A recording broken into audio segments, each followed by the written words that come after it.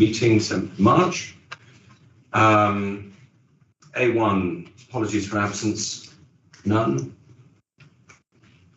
Declarations of interest. It's only one Standard Charter. Thank you. Is the camera flicked for people who are speaking? Yes. Minutes held on the 22nd of November, our last meeting. Anyone have any comments? Here, just that on A4, David Hughes, it says in the action tracker that David Hughes has to give an update. I don't see it on the agenda. That's on that. That was at the exit packages. And then A5, Matt Dawson was looking to lending to councils. We've only got a report on money market funds, yes, not councils. A8, we say that we need someone independent, the external auditor is independent. And then A13, it says cybersecurity is deferred. I would have thought with the situation in the Ukraine, we should be bringing that forward pretty quickly. Very good.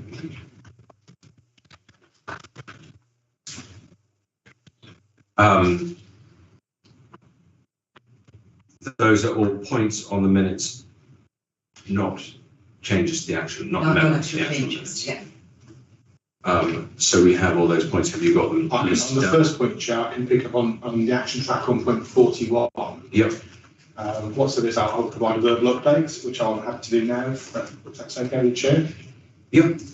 So works commenced and is nearly completed on the review of exit packages, which I undertook to take that action from this committee previously.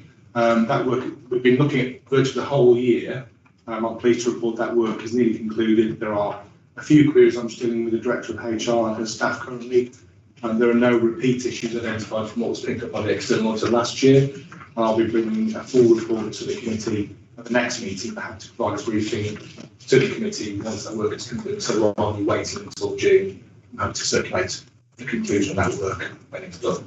So it's a brief update to tell us the report's coming in the next meeting. Yes, but actually most of the work is done. There are no particular issues. I just need to clarify a couple of points and I'll be able to close that. Because on the action tracker, it was confusing because it was mentioned several times. And some of them were in the completed items.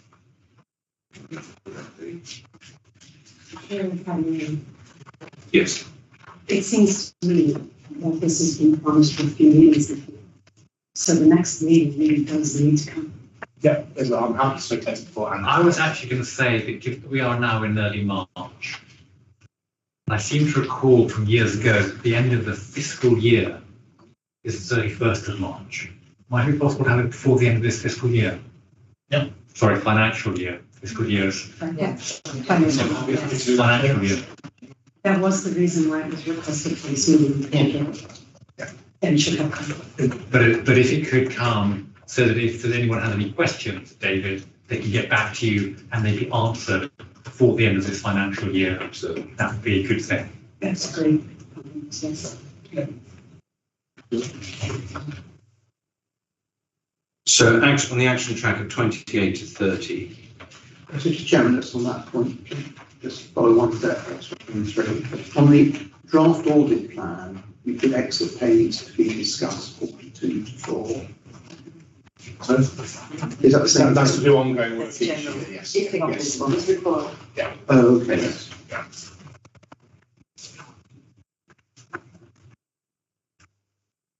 Sorry, Chair. Yeah, so 28 to 30 on the completed items. We have, yeah, this has been rumbling on for a long time, with some bits finished. Okay, fine. Then I was looking at the wider issue, which was all of the exit payments to give the committee assurance that the issues that Grant Thornton picked up last year were not going to get issued. Okay, that's coming in the next meeting. Remind me, the next meeting is in June. It is. I will circulate before the end of March as Council needs asked for, so you can ask comments back. Great. Okay.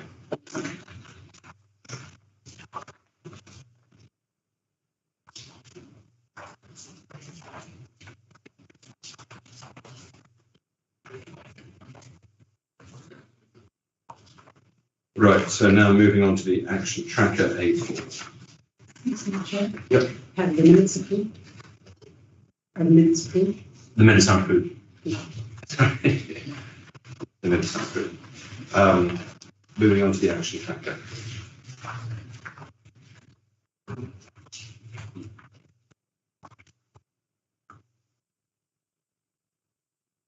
Any comments? Emma, would you like to kick off on point 39? Yes. We waited 4 months for this now. So when we met in November, we were going to have a breakdown, which is something that a lot of people are concerned about out there, about the seniority of Grenfell staff, what levels they were getting and what pay levels they were getting. I think we've asked that a few times now, and it's supposed to be coming to us, and we're now waiting 4 months, and it's going to be the end of the month. So, and it's going to disappear into PERDA, no doubt. So I'm a bit worried about that, because that is that may be just a timing issue or a pressure of work. But actually, this is something that people ask about a lot, and I do think if we can get it out there and reassure people that this is all fine, or if there are concerns, we need to discuss it. I say if the officers are meeting on the 25th, it'll be PERDA the following week, and we won't be able to do any PERDA. So that means that we need to have that report in time for questions to be asked and back before PERDA comes. Please. So apologies, Chair, there was an error there. It should say 25th of February. Right, okay. Every time I have to give you, the Taryn unfortunately is on leave this week. Right. But a lot of work has been done already, and she's going to be picking up to complete this when she's back next week. So again, we can circulate information before the end of the month. So again, as Councillor Demko asked for, to be able to ask questions on that. So there's lots of work being done to look through the detailed HR establishments for the 4 years in question. And the data for early years is more difficult to get through than later years, obviously, in terms of what happened. But that work is being done, and the intention is to be able to provide you all with a detailed report. Again, we can do that before the end of March, and then consider it formally in the committee. So in June, the committee have had a chance to ask questions of it before the end of March, and then we can come back with that report with those questions. So this will be in part A. It'll be part B. It'll be anonymised, but we can just see how many people were being paid. You know, at this level and so on. Yeah. So part A, public. Okay. Thank you. So it's 7th of March today. Taryn's back on the 14th of March. She'll work on it that week. We're actually going to have the officers to address some of the outstanding issues this week, so that she's back next week it can be picked up and completed. That's what I'm saying. So yeah. Okay, so really by the end of next week. Yeah, we'd like it by the 18th. Yep. Taryn? Okay. Thank you.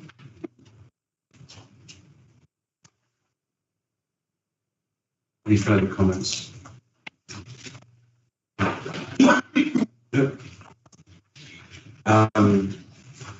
Treasury management activity. Matthew Dawson. If you go by Matt or Matthew, because in the minutes you seem like. To both, but I prefer Matt. Matthew makes me feel like I'm told. Can I actually start by I don't recall at the November meeting being asked specifically on local authority, so I will look into that. I'm quite prepared to bring a report at the next meeting. You currently don't have any, but that doesn't mean I can't. Derbyshire. Did we not discuss it in the last meeting? Yeah. So yeah. Okay. Fine. So this quarter to December 21 probably looks a bit more dated than any of the quarterly report that I've put before you. So I'm going to caveat everything by saying that these returns in this report are still COVID returns. We've had one base rate rise in December, which hadn't really fed through to this report. A further one in Feb, and if you believe the forward rates, there's at least another 3 in the pipeline. So things will pick up, and this should be the last. This should be the last quarterly report where we see such full returns. So. Inflation is something that we're all seeing every day. It was 5.4% to December. I believe January was 5.5. Bank of England say the top out. There was 7 with very much their hope to bring it back to within 2 to 3% within the next couple of years, and there's varying opinions on that. But the big shock really was what happened to gilt pricing in the quarter. So there was less gilts available, and with rate rises, there was at least 5% on gilt prices, which has made borrowing more expensive. We haven't needed to go out and borrow. But actually, if we did, then there are still lots of opportunity to borrow at around 2%. The only difference now is that the cost of carry would be much less, because at a base rate of 0.5% and growing, there would be a degree of cushioning in the event we do have to go out and borrow. So it was really on the borrowing side where there was a sort of sea change in rates. At 3.1, that's just showing that your borrowings actually reduced. Two of the more expensive deals have matured, meaning your average portfolio rate is lower. Fixed term deposits and money market funds, yet still very much a COVID-like return. The call accounts did start to pick up, and they're at or around base rate now, and we will see money market funds start performing again. Are those rates round the wrong way in the 31st December column compared to the 31st March, the fixed term deposits and core? No, that's because as time went on, basically we weren't replacing deals. So that 10 basis points is what we were left with once all of the higher price deals have matured. It's just like the positions reversed from 31st March. Okay. That's why I've been on this. I can double check that. You double check that. Of course. At this moment in time, are the money market funds offering higher returns than the bank deposits? It depends on how long you would want your bank deposits to run for. Overnight and short term, yes. But if you wanted to put money 6-12 months, yeah, no. But there's a good reason we've not done that, and that's at 3.2. We have actually put money in a short-dated bond fund, and this will be where your return-seeking money is going to come from. It's early, and we don't even have the first distribution yet. That will be at the end of March, so I can't give you an investment return. But actually, that's where you should start seeing a fixed income type return, which will mean that we don't have to chase basis points, which I really don't like doing with cash. But what I thought would be good is at the next audit committee meeting, if I get Royal London Asset Management along to this particular meeting, is whereas many of these treasury investments aren't long-term arrangements and then very short-term, this is a strategic long-term arrangement, so I will get them along. I've already agreed that they'll come along to this particular audit committee and introduce themselves. So yeah.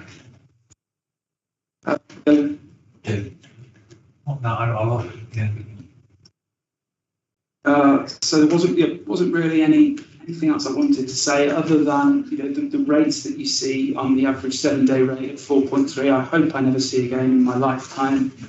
But we were still able to beat the average 7-day rate. We didn't place any investments at negative rates, although sometimes it was literally just above the base.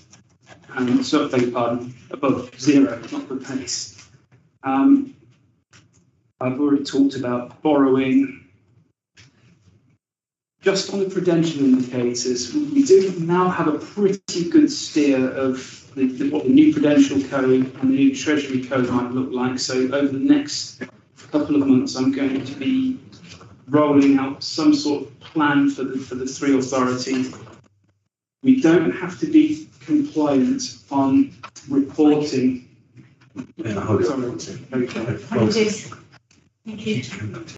Thank you. Sorry to interrupt. Sorry, thank you.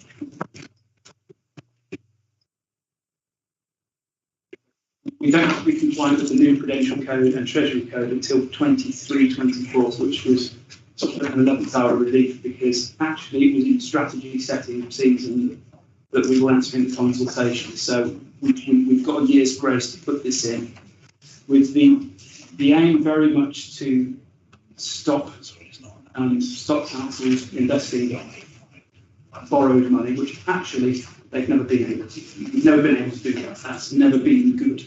But this will close the gap more. And it's not so much for authorities as this one, but there are local authorities who've taken short-dated loans and invested long term. So this will make that, nothing's impossible, but there'll be a lot more reporting to do and a lot more planning and strategic documents to say you haven't done it. So I'm at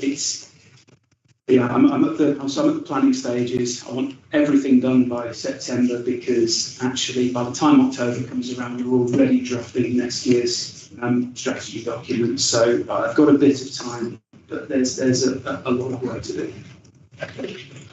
Appendix 2 is literally where your cash was at 31st of December. In terms of deposits, today you're at or around 200 million, so there's been no material outflows since that day. Thank you, Chair. Thank you.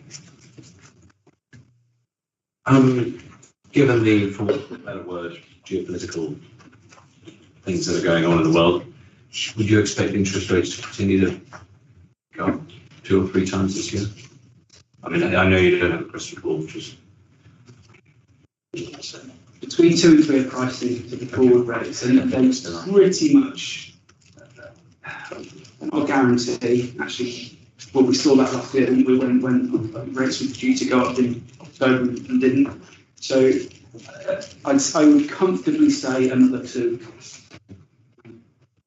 that's what the market's pricing in. Absolutely. And that's what everyone else is. Yeah.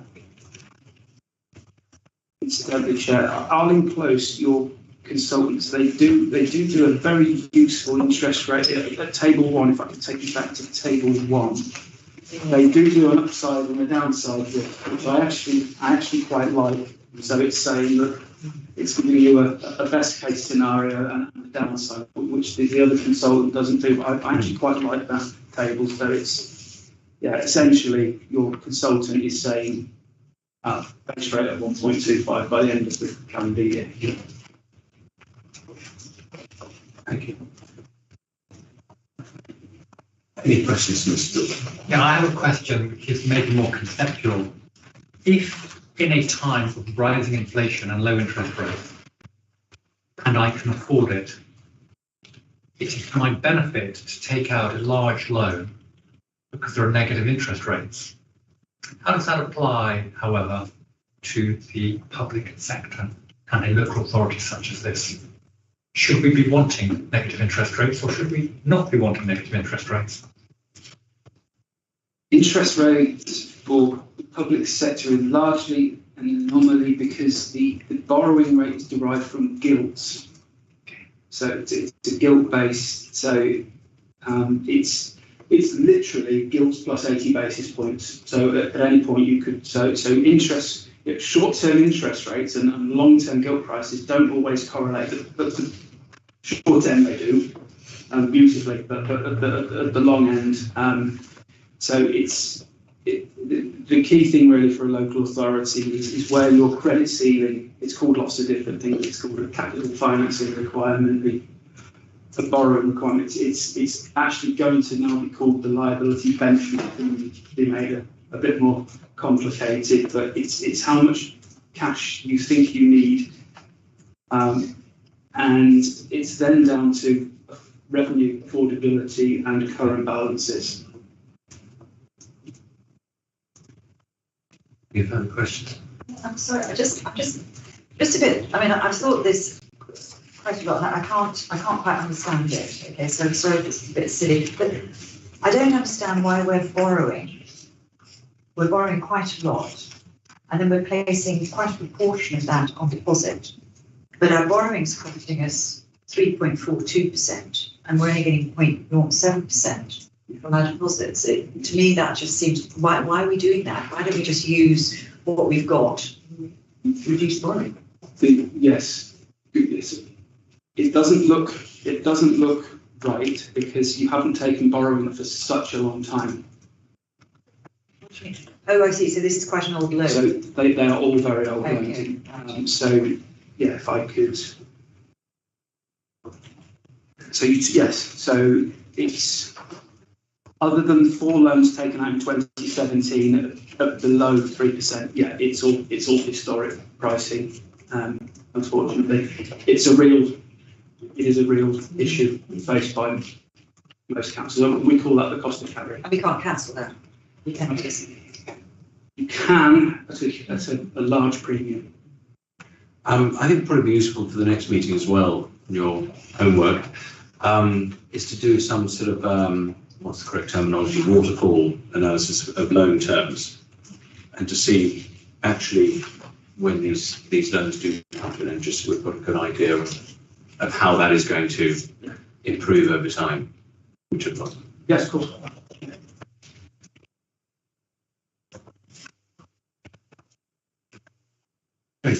Thank you very much. Moving on to a sick. Again. I'll just email myself saying it before I remember. I think that's the right terminology. So this was a request from Councillor Williams at the last committee meeting, just asking to have more of an insight into what money market funds are and the risks posed on investing them. So actually, RBKC as a council, you actually had them in your treasury management strategy as pretty much as far back as I could look in the committee system. They've only become used since 2017. And the beauty of money market funds is that you can always give them money. So it's not reliant, you're not reliant on a lender and a borrower. You can always get your money in the ground as long as you do it by 12:30. The money market will take your money. And the beauty is that you can then, on the day you need it back, you can have a redemption in your bank before cut off.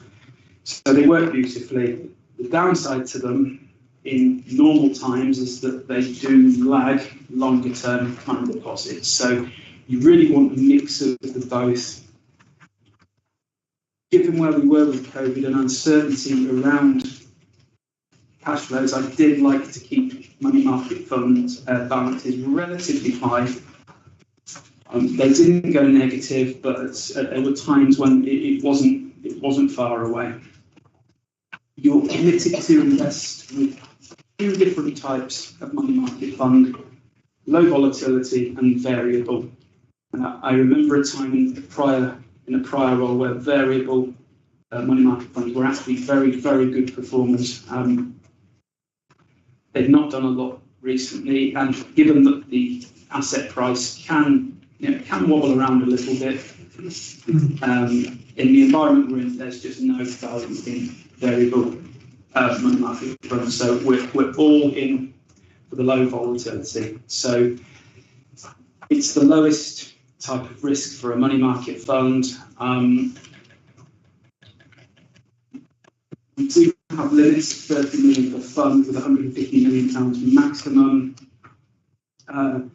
As I've said, the year to April to December, I had over 100 million in money market funds. Yes, they were earning close to zero, but there was that pool of liquidity for anything that might have happened, just because the actual cash market was in such oversupply. Actually, you weren't much better off investing 3-6 months. It would literally be a couple of basis points, which is eaten up in the time that it takes you to do the deal and all of the associated work you'd have to do with the time deposit. We are moving out of that now, and we will look to do bits and pieces where we see value. And money market funds will take time to get themselves up near base rate. As I say, they're at around 30 basis points, I think, at the moment. So at 4.8, this tells you typically what is in that portfolio, and it's not that these are particularly exotic, it's just that a council on its own, you don't have the buying power to get into these markets, whereas a large asset manager, they've got the capital to go out and make these positions. 4.10, I've sort of made the reverse point that actually, when COVID started, actually these cushioned a falling market. So when the base rate was moved very quickly from 75 to 25 to 10, actually the money market funds held up pretty well, because until they replaced their paper, you were still getting the higher rate. So just thought that was a point worth mentioning. So let's say it's bad news so far. But at 5.1, this is pretty much the nature of Councillor Williams' question, that the fund manager has only a certain amount of flexibility in a money market fund. So your weighted average maturity is very short, maximum maturity is just over a year, and you have to have maturing liquidity, weekly liquidity within particular levels and maintain the constant net asset value. So it's all set up in favour of the investor, with payoff being that actually in normal times these just don't pay you as well as other types of money market fund and time deposit. Yes, I thought it'd be worth mentioning as well at 5.2. I'm not sure that this actually happened, but in the pandemic, they were hit with some additional regulations, and I don't know that this actually happened, but this was put in place so that in the event that something went wrong, the board of directors could meet and act in the best interest of investors, whether to pay a fee or a redemption gate. And actually, a redemption gate on money market funds doesn't seem, you see them in property funds quite often where they can't get the liquidity, but they say, no. So I don't think it happened, but we'll continue to invest with them, but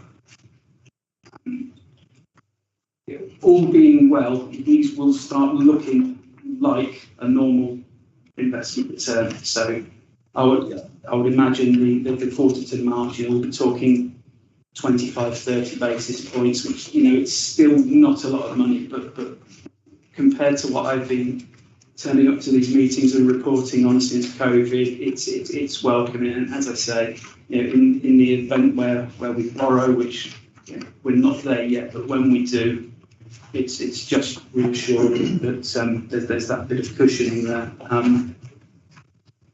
So I hope that's answered what they are and the risks involved.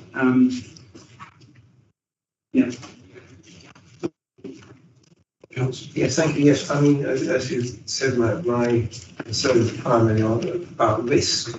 But I was slightly surprised to see the returns are lower, recently been lower than with other types of deposit. I mean, my view is that if you look at, say, Lloyds Bank, I mean, that is too big to fail. And I think this discussion will be the next meeting whether local authorities are too big to, basically guilt edge in the bottom. However, if you look at the potential actual range of securities in which the funds are invested, I mean, that's not the case. So, I mean, there is a risk there. I think things like corporate bonds are, I mean, some of them very, obviously this will only be AAA, but all the same. My confidence, I think like many people in rating agencies has been shaken in recent years. So, I mean, there seems to be compared to bank and local authority deposits, a risk in there which is not being matched by any additional returns. Say our policy has always been not to chase very high additional returns at the expense of the quality of the asset you're investing in. So I'm not happy.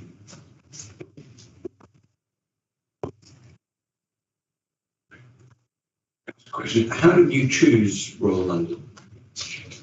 I beg your pardon, Royal London is, that is, are we talking corporate bonds again? That's different. Yeah. We chose Royal London with Councillor Wheel and Mike Curtis from Arlen Close's buy list. We interviewed two and chose one. Yeah, I mean, in respect of corporate bonds and money market fund, these are corporate bonds that are about to mature.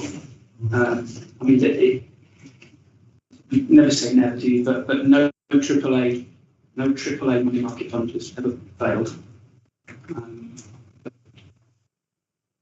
You know, if there is still anxieties,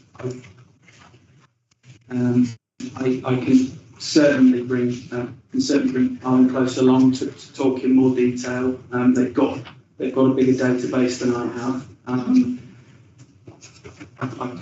can do that a bit.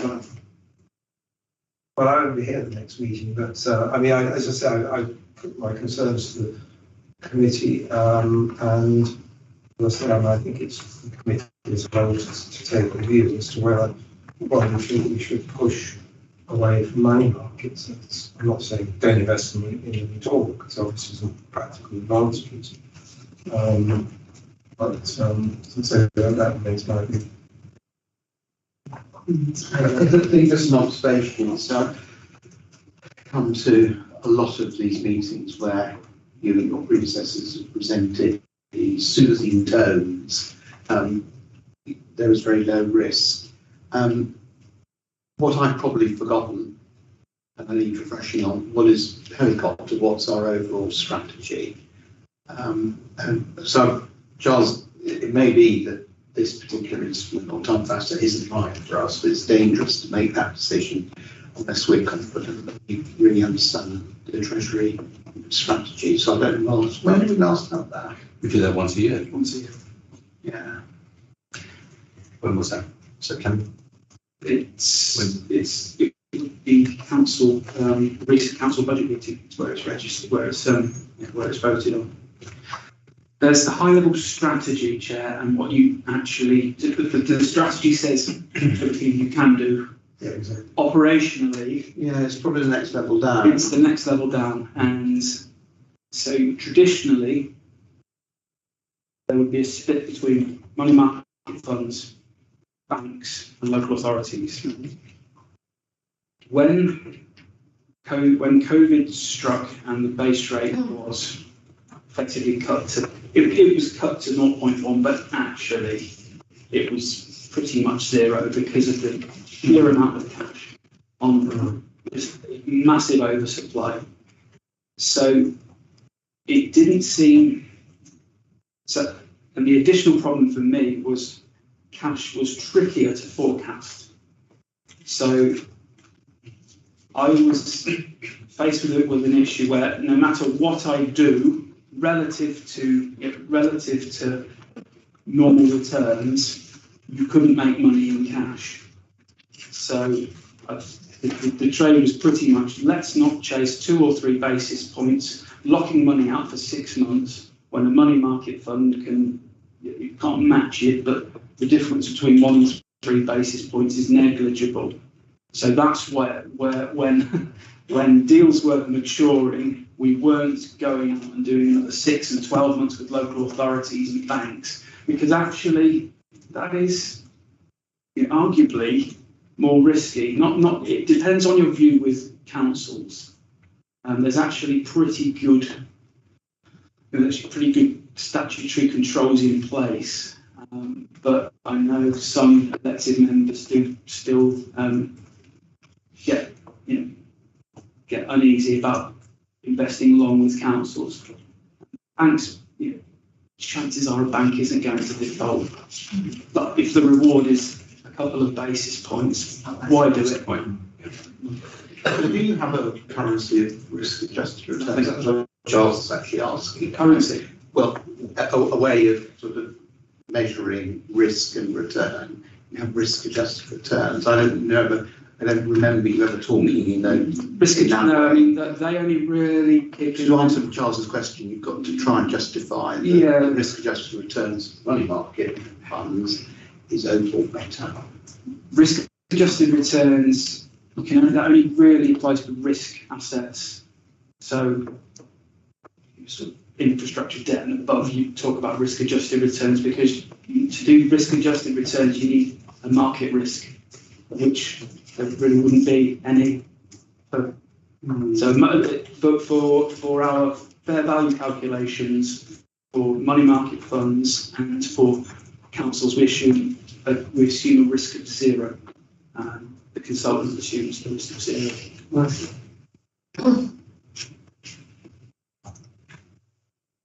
Perhaps changes fly. Why zero? Clearly it isn't. Yeah, I mean, well, for money market funds, it's because there's no historic default. For councils, it's because the Secretary of State steps in. Sorry. For money market. Oh, for money market funds. The council's not understanding. Yeah. But just sticking with money market funds. Earlier, you said specifically AAA money market funds, and then the and that's the restricted population for the investments that this guy is making. Yes.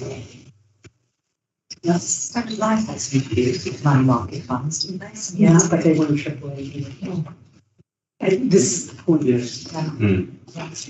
So the question then becomes, if there is a risk of zero, then there is no concept of a risk-adjusted return. Yeah.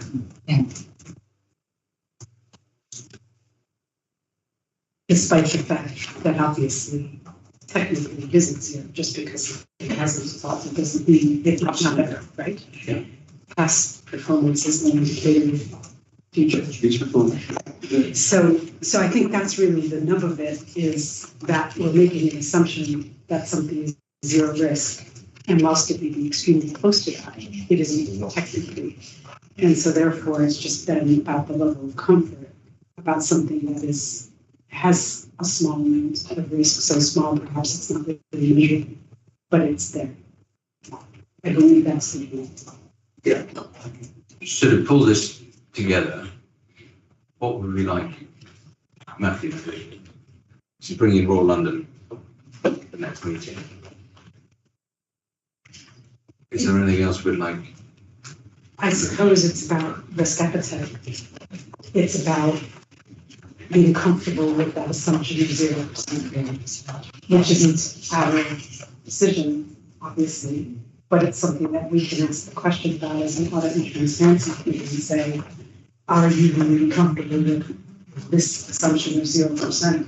I mean, my idea is that we're not an executive body, and all we can do is show our concerns, and somehow what seems to be missing is within management somebody say recognising that this is not a conceptual problem. There is a risk greater than zero. It may be very difficult to measure, but you've got to recognise that. And I mean, it's as if I was in your shoes, I would tip me towards greater use of bank deposits. For local authorities, I think obviously they have to go for a fixed term. But obviously, it's months rather than years, but that gives. So you need something more flexible. But the bank deposits, I think, if the banks chosen with caution, represent a lower risk.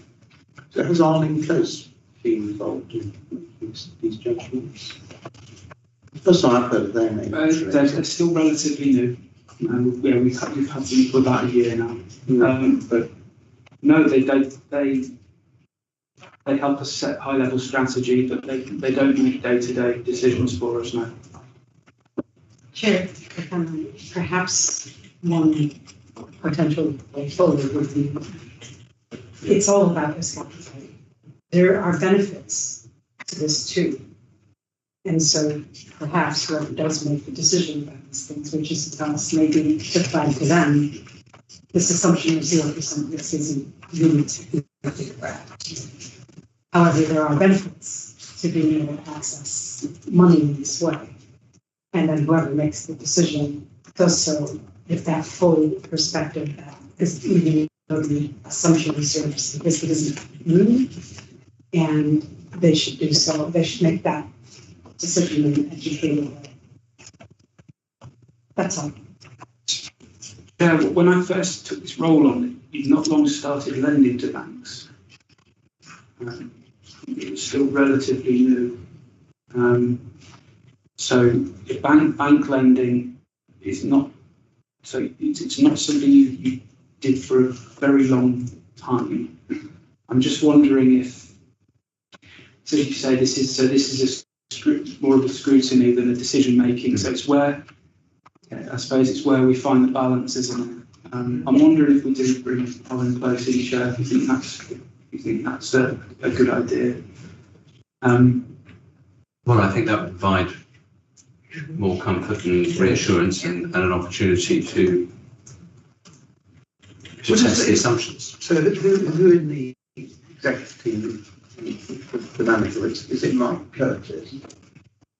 Yes, the Section 151 officer has delegated. So the Treasury Management Strategy asks full council to delegate to the Section 151 officer. Because it would be him, it's perhaps supported by, but he's the one making the judgments. It should be. Judgments based on advice. Advice, yes, and so synthesises and tells them. But that would give me more reassurance than an independent consultant coming in and telling me.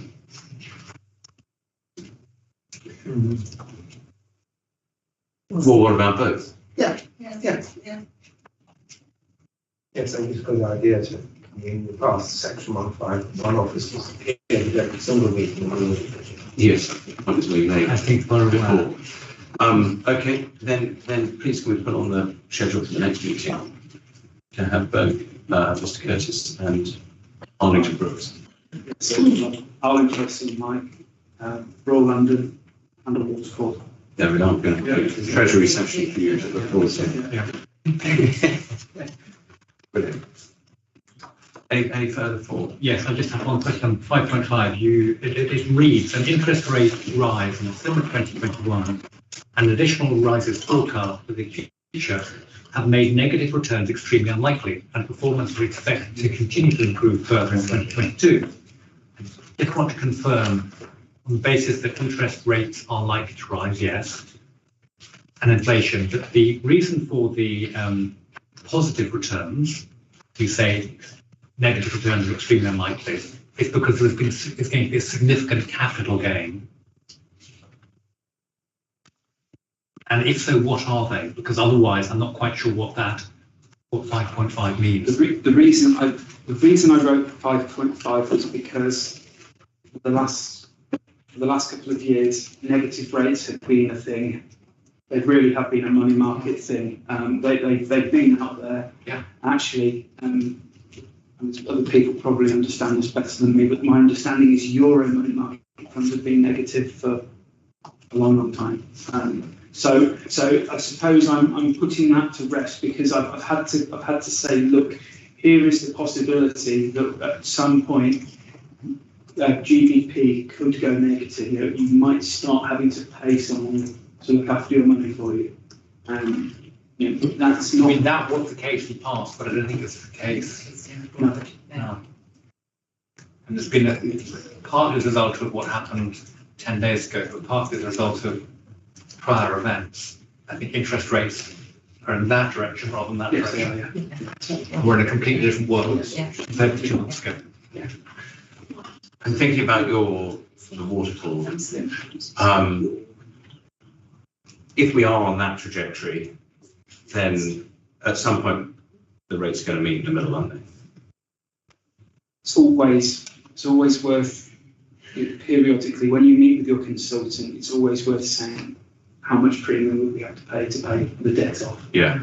In fact, why don't I bring that to the next? Yeah. the next as well? Whenever you break it down, there's always a fee so that you can pay for the privilege. Yeah. And at some point, there's a balance between doing that or not doing that. And it would just be good to Some know point what it that crosses. was. Yeah. It's slightly mortgage, isn't it? Where we make the early redemption and have to. Yeah, if you were, that's really the point of this waterfall. It's not just to know the runway when things are maturing, but also where's the break point? Yeah. Where it makes sense to pay it off. Okay, one more question. I suppose a small point, but I'm just trying to work out. You refer a lot to your rather than our. Is that because you're from, not from our council, you're from another? I'm Triborough. I see. Right. So, well, it's a leading question. Does this dilute our sort of grip? I hope not. I mean, since a while. I thought you were going to ask what's everyone else doing. It was quite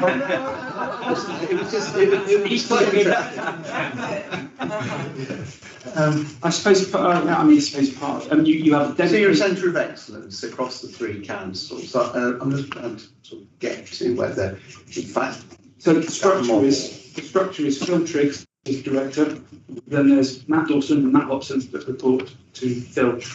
Me, I have 3 dedicated treasury managers, of which you have one, Hammersmith and Fulham have one, Westminster have one. So it's they've got fully segregated roles, 3 completely separate treasury strategies, and same on the pension fund side. It's just economies of scale on a shared service. But to ask a question, 3 different treasury strategies, great. Which has had the best results?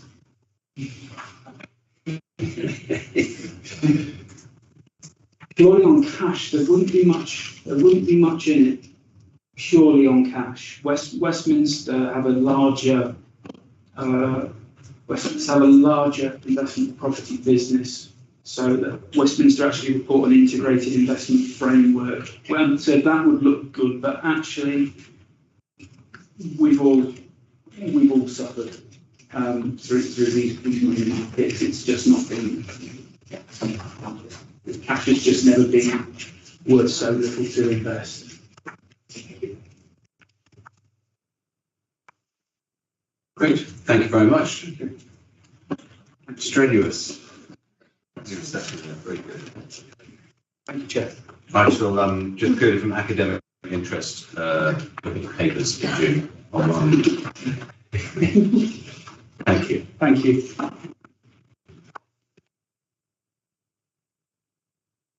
Right, moving on to A7, risk management update. How would you like to tackle this? You looking at This is me. fine. I'm happy for you to dive straight into questions, or I can tell you a little bit about what's been going on. I mean, the summary report sets out where we've made changes to the risk register, it's saying 4.4 to 4.8. Yeah. And we've added 3 new risks, which are set out in 4.10 to 12. Yeah. Obviously, This was really good, by the way. thank you. Yeah. I just want to make sure we get this right. Yeah. Obviously, from your point of view, to be able to assess and get assurance from what we do, but also to be able to deep dive in areas in future meetings. So, obviously, risk and control will consider the register on the 16th of February. So, as Councillor Lindsay says, things have changed since then.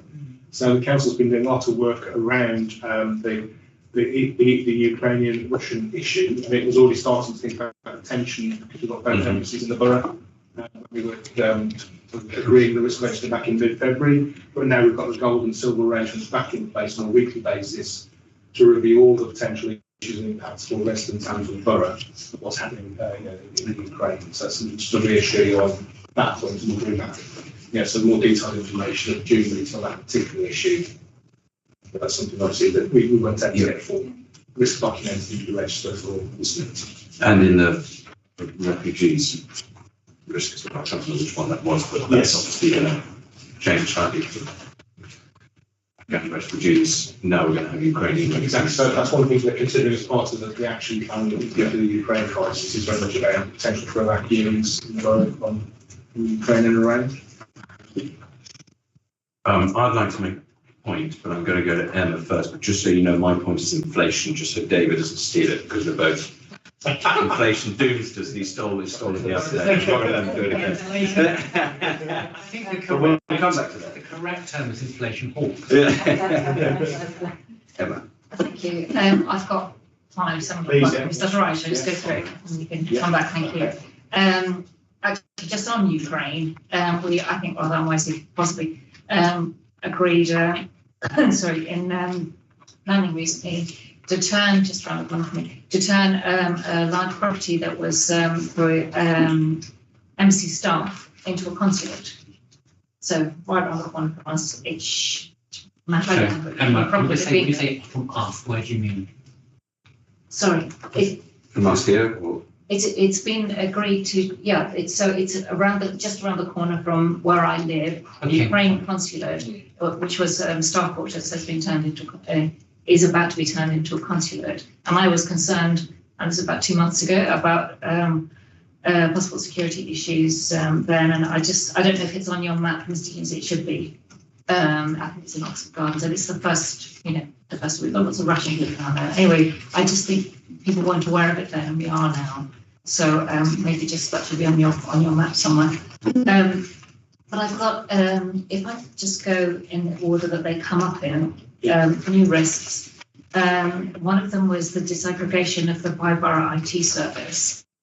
Having been through all the torture of the tri-borough announcement, all the hell that both sides of the council were concerned about for years and years, and then seeing it all being picked apart and all the disasters.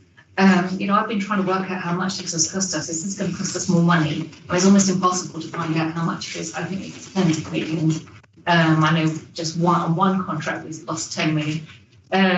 But will we know at some point if how much that whole disaster has cost us on the IT services? Because we had, I was on Cabinet Corporate Services at the time, and all the members of that committee were worried about that. So it was just another almighty Agreed. mess. Thank you. I think you were on it as well. I was on it, that's why I'm Yes, you saying I were. agree, because Yes. I know you remember that we were all. We were all very, very worried, and it was, walking to SARS with our eyes were wide open, which is wrong. And then risk 17, public sector equality duty. I do hope we're going to be really keeping an eye on this. The whole issue, and this has really come up during the pandemic, of the staff, well, not the staff, but the proportion of staff who aren't from the borough. And that shouldn't matter really, actually, but during the pandemic, it became an issue only for a lot of people. And just the idea that councillors are being asked to take staff out to meet their ward, and because they have no idea, and they're sort of going around wide-eyed, oh my goodness, this is what North Kent looks like. And I just think we need to really keep an eye on it and do our best to not only bring in fantastically qualified people from elsewhere, but to ensure that our local people are qualified, and that will be part of our public sector equality duty, not just to count how many people are coming in, but to improve that, I think. So, thank you. Then the other one, it was number 2, going through the pages, and this is public inquiry support mitigations, and that just made me feel a bit wobbly, actually. Communication plans will need to be adapted when unexpected events arise at a public inquiry, or the MPS require the council to contact staff. I mean, that just sounds as if it's going to be a bit of, I don't know. I just think we need to be very transparent and clear about what the council is doing, and not a little less fluff, because we do fluff things quite a lot. And we just need to be straight as a die where anything concerned with the going for inquiry.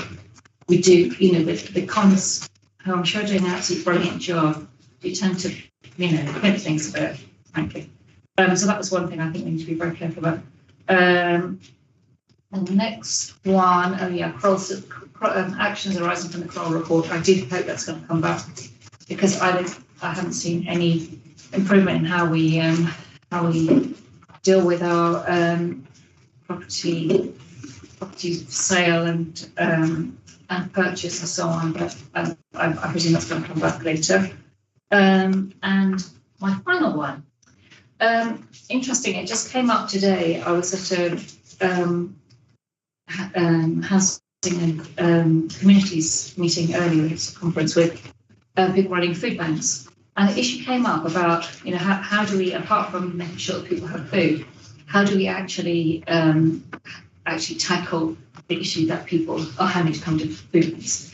And purely by chance, here we have number 13, care home residents, care home staff, and so on. And there's an issue I know about employing care home staff. We are hugely behind. We have a massive gap.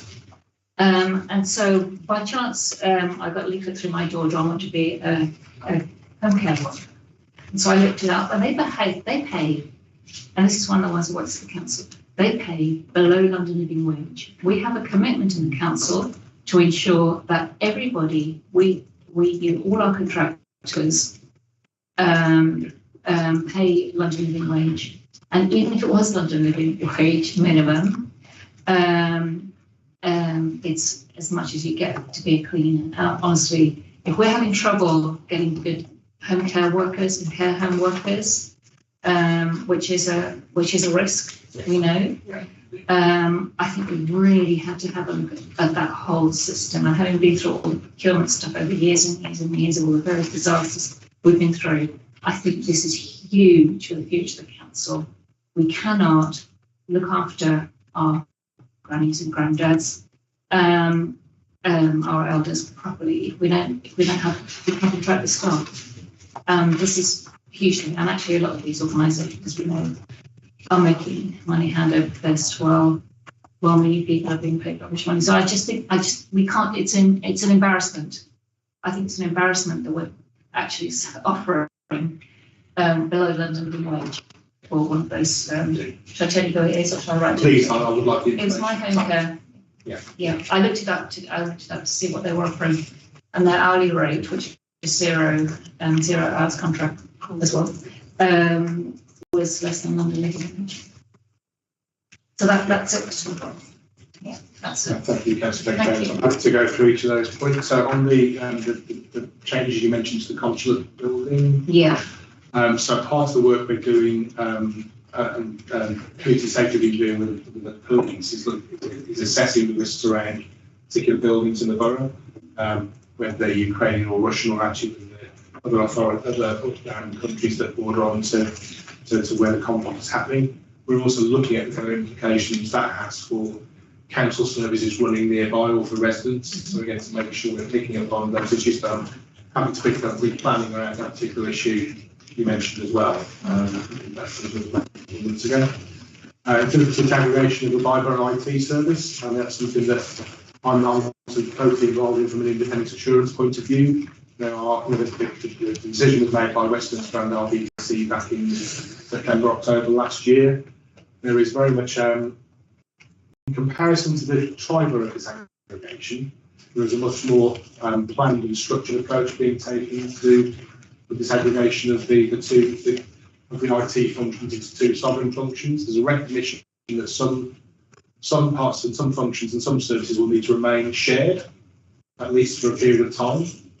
Because of not only the knowledge and the specialisms that's within the teams, but also there are issues around contracts, which are being procured on a by-borough basis. Glorious mess, isn't it? And there are technological functionalities that are actually built in that way. We actually still have some technological platforms we share with Hansford and Fulham as well, that members might be aware of, but we actually have contracts across the three boroughs for that as well.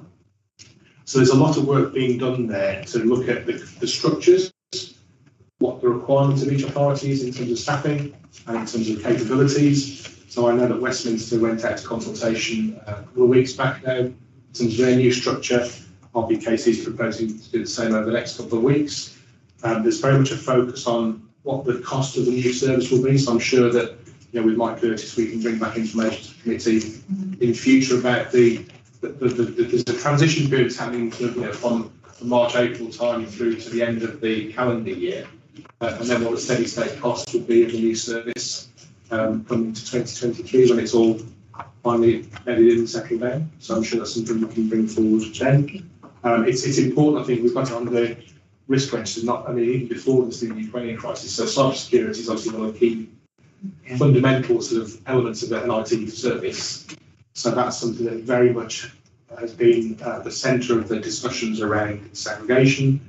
It's been very good to see this last couple of 3 weeks, actually, where the extra resource has been put in from the Byborough service to make sure both authorities are adequately protected and have all the arrangements in place they need to protect against a cyber threat, because we know that those threats are increasing over time.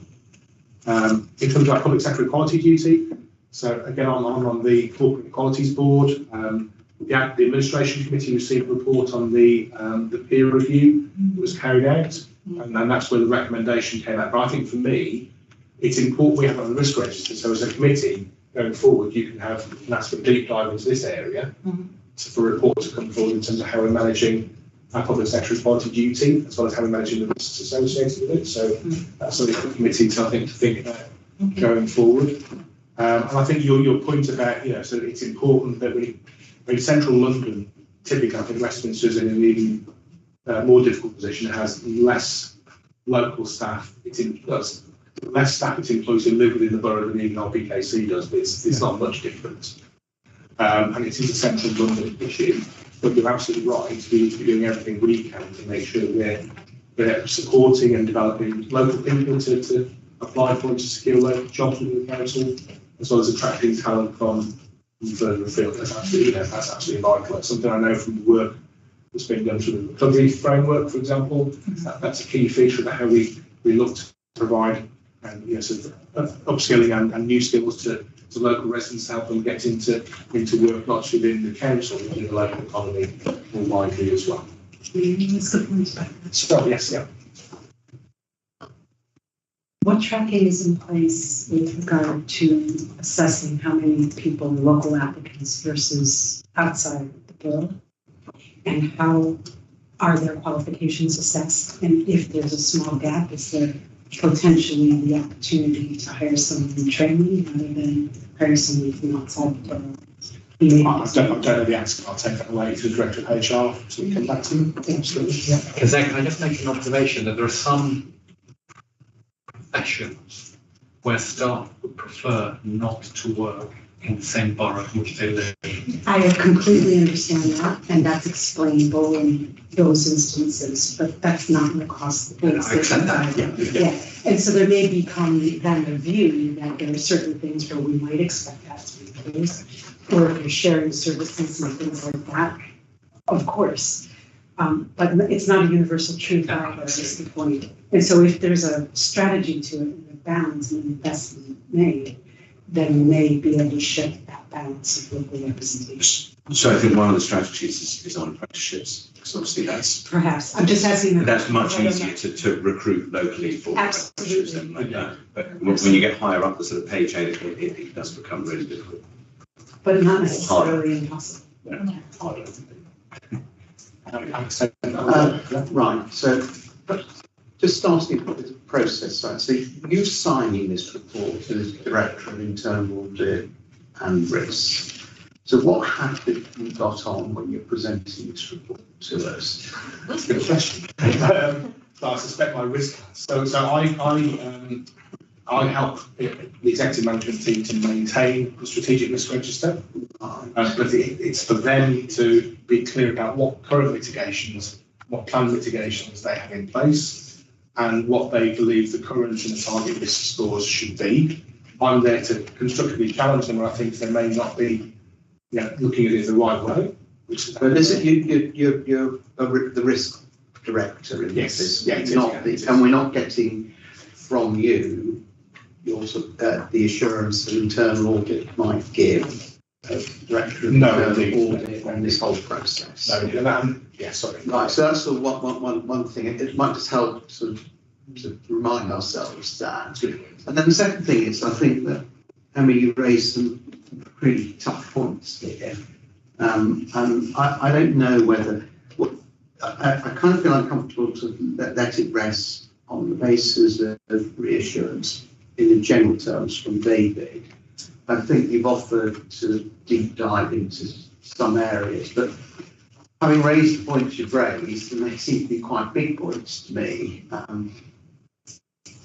do we need to consider whether we're actually satisfied with the responses from David, or whether now there's more work to do? So, so there's some quite chunky points you've raised. I would want to be on an agenda for next year. Yes. Personally. So from my point of view, So making notes on that. So from my point of view, I would not want you to be satisfied with my response. I would want you to have the directors here who are responsible for these areas to give you that detailed assurance. That's the purpose of bringing you the register really in that way. So all the points you've raised, so we've got within our minds, which ones are we thinking need to go on to the next agenda? There's a couple more that I haven't got to, so if I could. So in terms of the Kroll report, so Park and I will be bringing a report back to the June meeting. So we undertook as part of that report that there were 6 actions the Chief Executive agreed. So we'll bring a report to the June meeting that sets out the progress against those 6 actions, including the review that Laverne and I have been doing of a sample of key decision reports over the past 12 months to see that lessons have been learned from what was discovered when the Kroll review. So that's something I can assure you is coming next time. Because it was this time last year. Yes, that's right. Yes. So we've now been getting that process of reviewing 12 months worth of key decision reports. So to come back with that assessment for you in June. Sorry. Right. I'm not chairing the meeting. It's just taking stock really of what is the next steps. Because what I don't see as a member of the committee is then how the deliberations and challenges of these our discussions get fed up and fed to the risk owners. And trying to prioritise and deep dive. I have a point building on exactly this, which is when I read this, I was sitting here. One point talks about something that was decided in May of 2021, and another talks about a decision in February of 2021. And I'm sitting here asking myself, well, that was a long time ago. Have these things actually happened? What's the progress? Because if they're mitigants to risk, then what you would expect to see is, so we made a decision about a 7-year strategy in February of 2021. And here we are a year later. How are we doing? What progress have we made or not made in terms of mitigating this risk?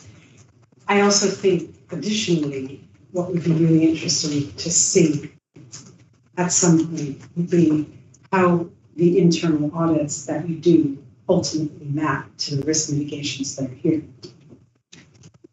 Thank you. Yeah, because I thought this was a very detailed register. And I thought it was mainly listing things that were external to the council. Now, those are risks. But for instance, 6, is COVID still a serious risk?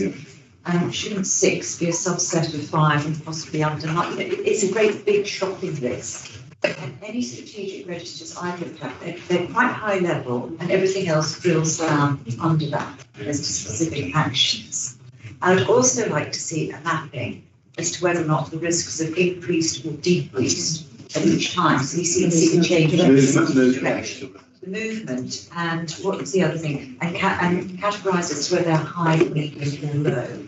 So Liz, how often would you want to see this?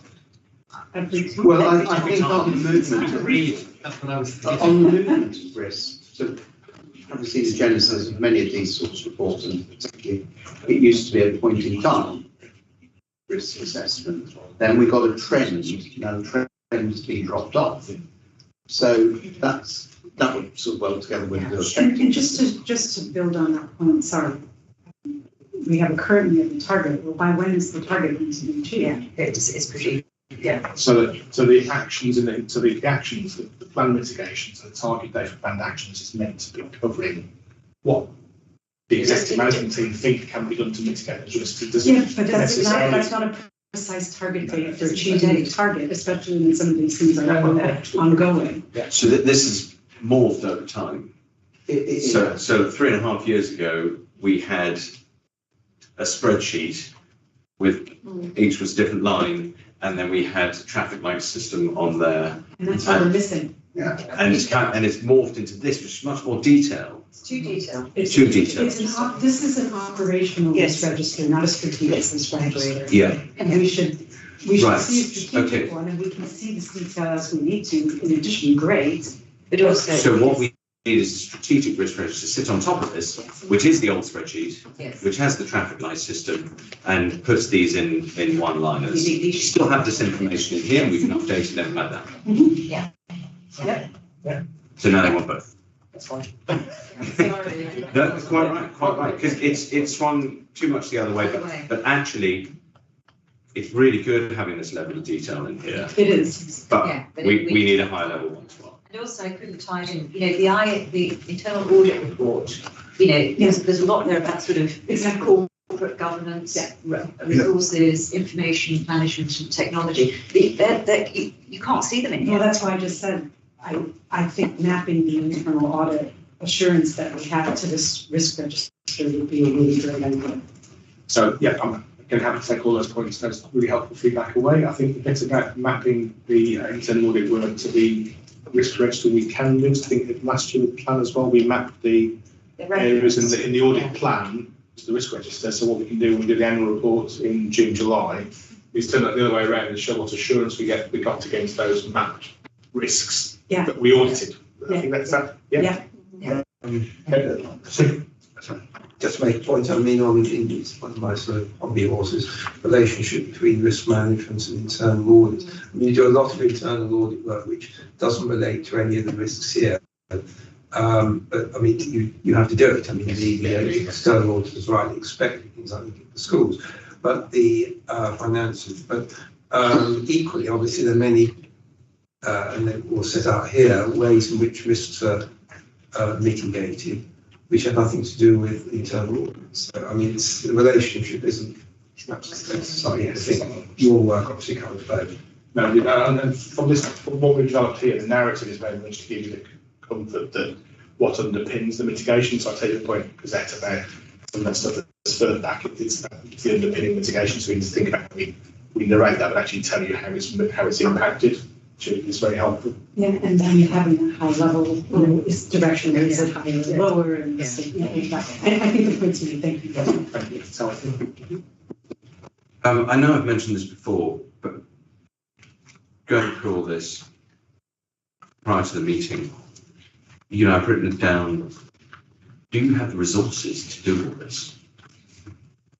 Particularly, when we get onto the sort of the Grenfell mapping and everything like that, my comment was, can you do this? Have you got the resources to do this? And if not, what are we going to do about that? So I'll take that. And who makes that decision? So I suppose ultimately, the chief executive can make a decision based on my advice. So it's something I'll take away to. In the back end of this committee. Indeed. Because I would strongly suggest we get more resources from the council into internal audit and risk. Just what's happened in the last sort of 3 years, the risks have gone. I know we put more detail in it, but the risks have expanded dramatically. The amount of work we're asking you to do has increased dramatically, which is good. It means we're doing a half decent job as the Audit and Transparency Committee, but the pressure is on you. You've got to do effectively the day job of the schools and the this and that. All the tasks that you have to do. I think you need more resources. Yeah. So what can we do to support you in getting more resources? So if you're happy, Chair, what I will do is, because as part of the annual report and part of the audit planning process, I have to assess whether we have sufficient resources to do what we need to cover. So I think from an audit point of view, we do, because we set out the plan in a risk-based way.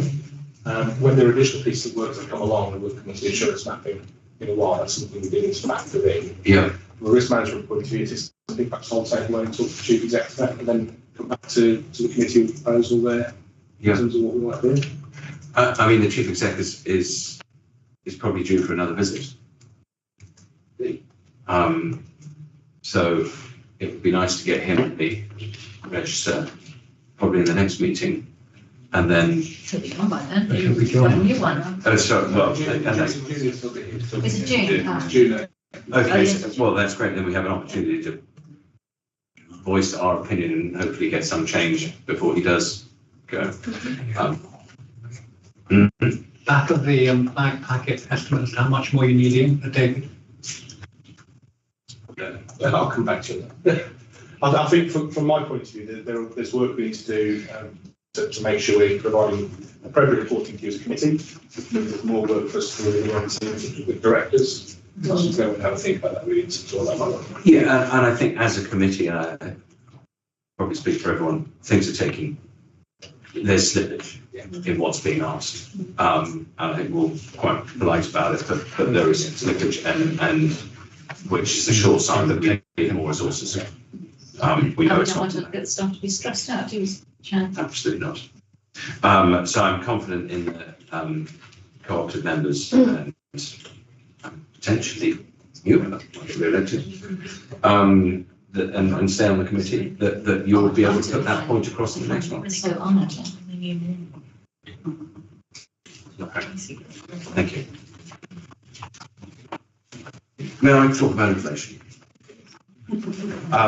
So this will come into number 11. So you know, obviously we had the budget meeting, council meeting last week, and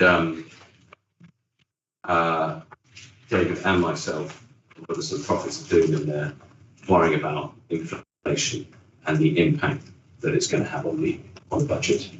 And I think sort of drilling down into that, my concern where internal audit can step in is that I believe we currently have no idea of which contracts are CPI linked. And that is going to make a massive impact on the budget. And I think that's a huge risk. And I know Karen and the finance team are working on it, but I think it's bigger than that, and it needs to be reviewed by internal audit, and I would say that's pretty urgent. I certainly don't think inflation is going to come down in a hurry. Let's see, but let's be prepared for it to take a while. Yeah. Any other comments?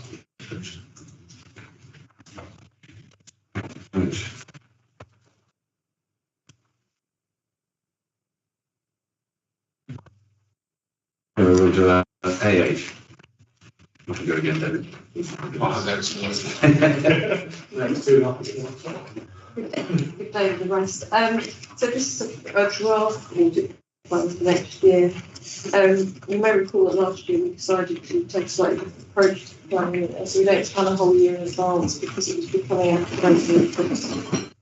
So what we do is look at the first 3 months in a bit more detail, but have regular meetings with departments and with senior management to try and identify changes and things that we have to do with the plan. I think it's worked really well. We've had very few deletions. What it does mean is you don't necessarily get to see the whole picture on day one, but we will refresh that every time we come to the meeting to give you an outline of the plans. So part of the planning process is to look at our what we call a strategy to show when we expect to look at certain things, as you quite rightly said, something we have to do. And then there's other things where we have a bit more flexibility. And then there's other things we don't know about. So we have a strategy, that's just to make sure that we keep that in mind when we're doing the plan, that something's been looked at with a certain amount of frequency. And then on top of that, to be fair, the departments are very good at feeding into us at these quarterly meetings. What are the areas of concern, areas where there's change, which could be a concern, or things that I think are done well. You know, it's fine. So we can kind of build that into the plan as well. But by keeping it dynamic, we can refresh it regularly to make sure that it is appropriate. Some things that are in the plan, you might think that's not really high risk, but it would be wrong just to ignore it, which is why it's in there. And we try to get a reasonable cyclical approach to it. So that's where we are at the moment. So what I've done in here is that there's a copy of the strategic plan in Appendix 1, which is what I said is the various different areas that we would like to look at over a period of time. It's almost like a soft checklist, but it's really fresh. And then in Appendix 2 is the draft of of what we think we'll be looking at next year, which we will obviously give you an updated version of. Come really late. It's you know, we've had a lot of the meetings, we've had most of them now, but timing wise, we have to that's it at a point in time, you know, choice, and that's the only thing really. So I just wanted to give you the opportunity to have a look at it, maybe say, what about this, or any thoughts about that? And we've tried, just going back to your point at the last item, we've tried to link as best we can where they tie in with the strategic risk register as well. So that's showing it's not ideal, it's not perfect, and of course some stretched changes as well. So that's kind of where we are, and it's just an opportunity really for your input. Comments? Yeah. Is that itchy to forget? Thank you. List number 2. Maybe I missed it, because there's a lot here, but I'm not sure it's represented in the table. Sorry, which List number 2. Public inquiry. yeah. Public inquiry's not there. Yeah, so I suppose for a bit of background there, I suppose one of my hats is to support the organisation in terms of meeting the requirements of public inquiry in terms of disclosure. So I've provided that oversight since I've been here, pretty much.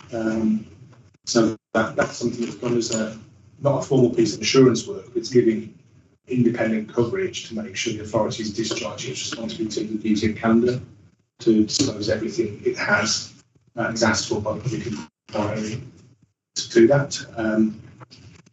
I think for me that's a key piece of work. It's not something that necessarily addresses all the elements of the risk, because the risk is also looking at the risk to staff and there's the looking at issues that might come out if there are potentially criminal charges from the Metropolitan Police. That's the. So we can kind of think about how we might do some audit work around that. But that's something that is currently happening. It has been happening through the police on this too. So this goes to the point of strategic versus operational discussion of risk register, but just taking it on its face. I completely hear what you're saying, particularly with regard to the communication piece.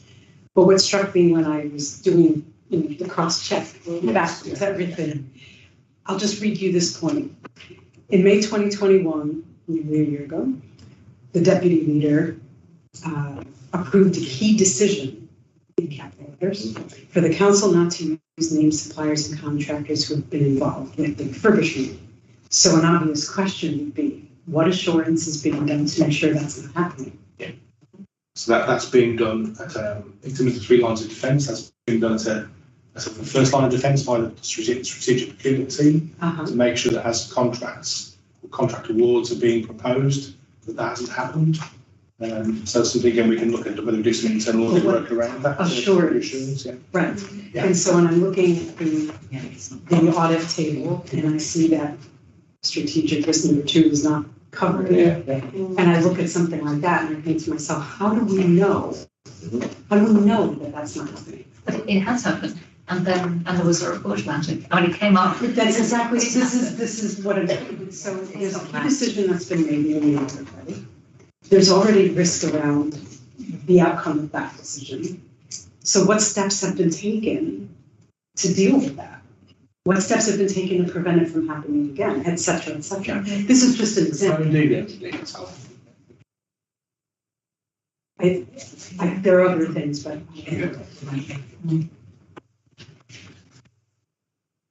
Yeah, and also, I mean, in the quarter that we're looking at, from November to February, we completed 11 audits. The list going forward, I think in the first quarter of the next year, we're completing 15. And it's quite a long list. And it's just going back to the same question about resources.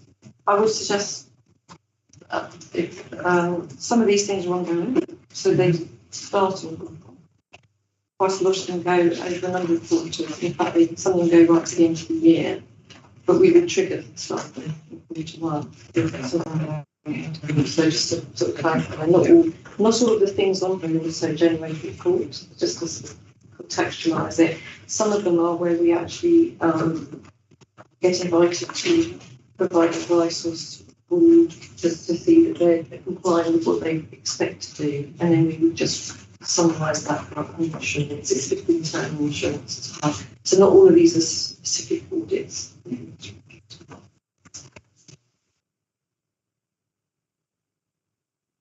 One question caught my eye. I mean, maybe doing a study on politically restricted posts. I didn't know we had it.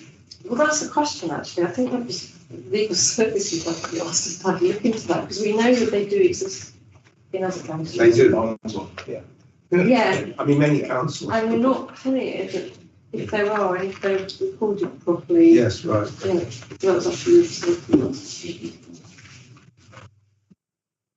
And also, yeah, on that, should we not bring a review of cyber risks forward? Yeah. Okay. It's pointed out earlier. Yeah. Thanks, Chair.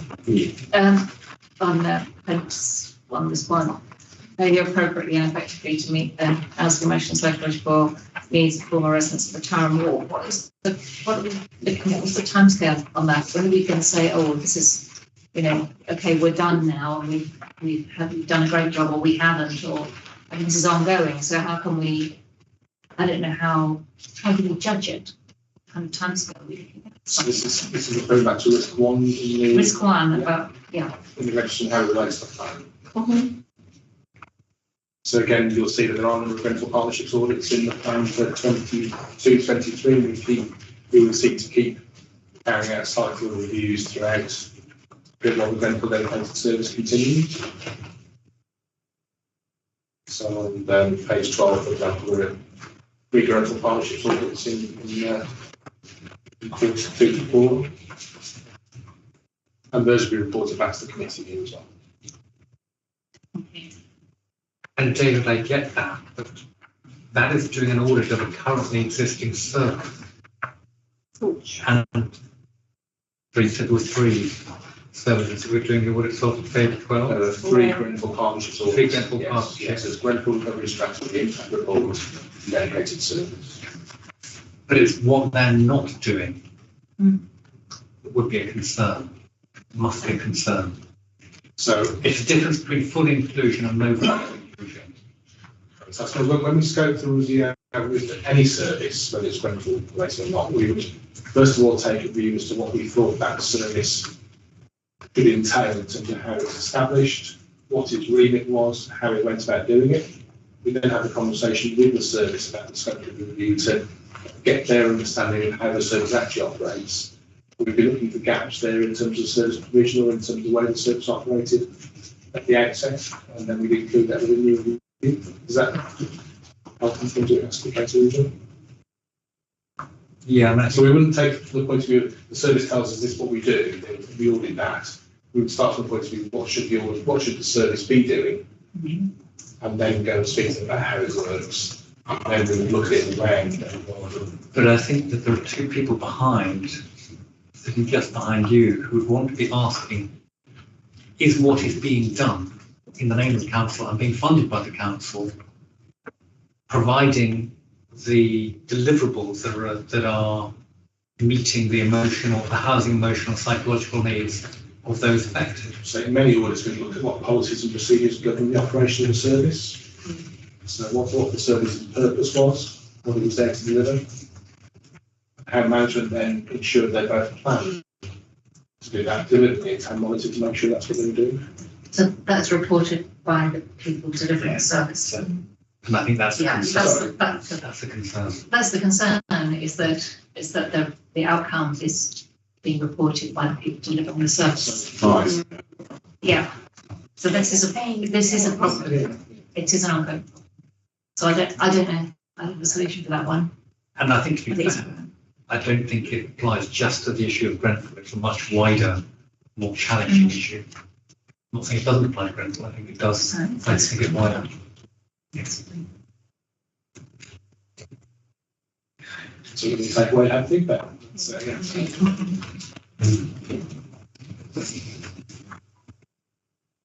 Any suggestions? No. any further comments on? Move on to A9. So this is the update report for the period up to February. Quite a few pieces were in that time. So Appendix 1 shows the status as of the end of February plan. Appendix 2 gives a bit more information on some of the audits, where the outcomes were satisfactory. And Appendix 3 gives you some details on outstanding recommendations, which is reflected in 1918, which we can talk about a little bit, because we're not quite sure what you want, so try and see. So obviously, just to note, there were some limited assurance reports in this period. One of them was a school which unfortunately actually went out in July, but for some reason got missed through. I thought that was something which was included. And I can confirm that that is being followed up now, and this one I'm aware we should be able to confirm the recommendations on. They had a bit of a difficult situation at the school, I think, at the time, where they had no school business manager for a period of time, which meant some of the roles were not being undertaken in the right way, and the chair of the resources committee was trying to help, but unfortunately that was not appropriate, because there was no clear delineation between the governing body and the actual office, they support finance people. So that's hopefully resolved now, that there's been assured that that should be okay. The other one, children's services direct payments, again, quite a lot of changes have been implemented around about January. Obviously, we'll be going back to look at that to check out that those changes have been taking place. One of the issues there, funny enough, was that they didn't really have enough resources to deal with caseload, and how there was an increase in caseload. So they have accepted that, and we've been for some resources to actually enable them to manage that more effectively. And again, we'll be following that up before the end of the financial year. The year-end report, I would say. And the final one was the homelessness prevention. Unfortunately, the timing of this was such that the team was being restructured. Some of the information used for our audit we didn't get. There were some issues with this information that we did get, and they believed that the improved structure and new staff, I think the last review to be in place by April will address that. So again, I think so I think it was fair, but it was compatible to have. So really that's sort of, as I say, helpful to draw your attention to that appendix and follow-ups to see whether that is useful or if you want more information. So that's the appendix. Thanks, Bree. So we've very much taken the approach, which I think we were discussing last time, about recommendations that had been due to be implemented, we had followed up on, have not been implemented. Yeah. So you can see they're overdue and what they were. Yeah. But have we, if that's not what, let's take that away and then do it again. It's a great beginning. Okay. It's a, but it's. But happy to have to take feedback into how we can help. The only issue, you sure? Okay. I mean, I suppose, homelessness, I was somewhat concerned that they have a target to get back within 48 hours. This was done within 9 to 63 days in 5.62. That seems pretty bad. And then in Appendix 3, which I think is exactly what we wanted, I think that was great. But I was concerned to see the number that were outstanding, including 3 high recommendations, one of which was due in May 2021, related to health and safety. Yes, that's causing me quite a lot. The problem I've got with that one in particular is actually trying to get some people moved on. I'm trying to actually pin down where that recommendation's gone. So I am looking, it's that we're not ignoring it, we do carry on. It may be that something else has been put in place to address that, but we need to get to the bottom of it, and I totally accept that. We don't just ignore it. And the recommendation, Which was, the high level recommendation in Appendix 3. So the three for Lancaster West End, you recall in November, James Costello came to the meeting. Sorry. Specifically, what is the outstanding point? yeah, go on. Okay. Let's see what page it's on. Sorry. So we've listed, yeah, It's, we've listed all 18. So we highlighted which are the three high priority ones at the top. No? So it's, please address her question and then I'll give you feedback on why I That's not think it. this could be improved. it's the housing and social investment. Yes. Yeah. Ensure all properties are included in it. It's health and safety, ensure included in an inspection cycle, and that's outstanding since May 2021. We haven't been able to confirm what they've done to ensure that that is happening. That's what we're working on at the moment. And I do believe they have, but I need to actually see what they've done. We need to test it. We don't just take their word. No, you need to We're test just trying to it. pin So down. it's the fact that you haven't been able to follow up, Yeah. not that it's necessarily hasn't been done. Okay, so maybe that does need to And be it's still addressed. being followed up.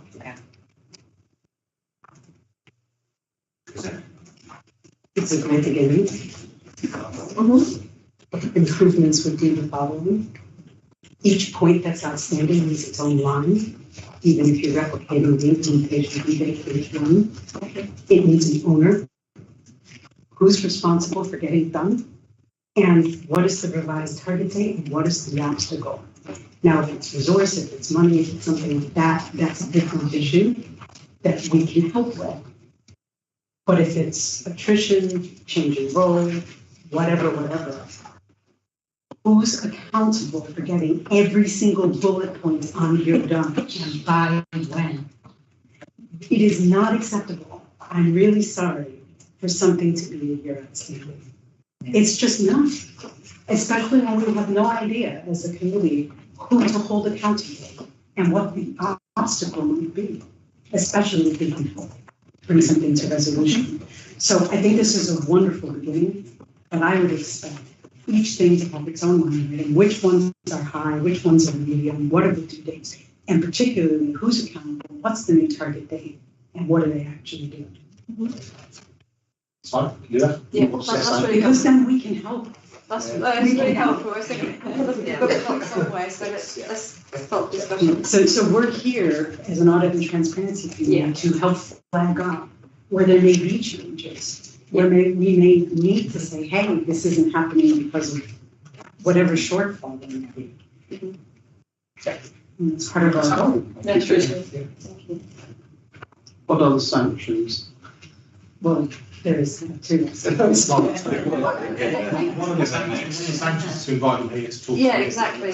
Why So don't we again, talk part of the purpose of this reporting is to give you the opportunity to ask directly, to see the director or the exec director who's. We'd be happy for people to come and visit us and explain. We do tell them that that's a possibility always, and so it would be interesting to. Or perhaps if anything is more than 6 months. I was going to say exactly the same. Anyone who by the next meeting it has not been resolved, that's longer than 6 months, the relevant executive director, and I stress executive director, needs to be here. Take that away, thank you. Thank you. That was my feedback. Unless they prefer the chief executive to deputise for them. If it's not a case, then a director. That's really helpful, thank you.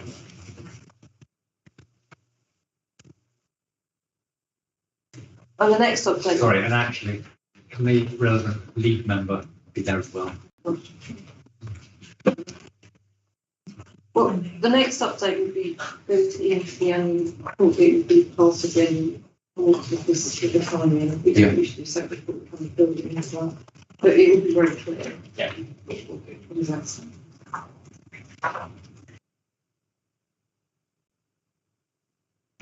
Right, moving on to A10. If I can start. Firstly, to start with some thanks to our co-opted members who have spent an enormous amount of time since our meeting in December, where they gracefully accepted the task. A lot of calls have been made, a lot of meetings been had to get us to where we are, which is not quite where we thought we were going to be in December, but I think is a better place. As always with these things, it's the desire to do things quickly, but then also the desire to do things right. And whilst we would all prefer to be further along down the line, I think this is a more measured approach to get it absolutely correct. Would you like to talk us through this, David, or Liz? Andrew, Either way. So, what would you prefer? David can lead the way. So from my point of view, what we're proposing is that we carry out an assurance mapping exercise for the committee, which we'll do in 2 stages. So we'll take the summary, the one-page summary of the 4 years of expenditure across revenue and capital that was produced for the committee in July 2021. And we'll do a line-by-line examination of that to give you an assurance map for the June meeting, which sets out all the sources of assurance we have seen and can understand feed into those individual lines on that one-page summary of 4 years of expenditure. That's a starting point to understand all the different elements of assurance that are already in place that council has and explain what those sources of assurance are. For you then as a committee to decide if they're, well, 1, if they're adequate fit for purpose, and 2, whether there are any gaps in the assurance in that line-by-line analysis to then require further work.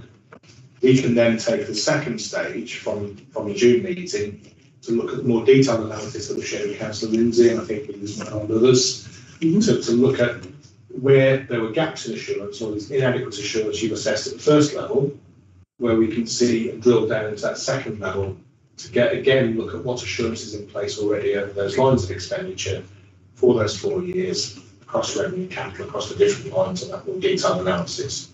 We then come back with that report in September. You would then be in a position to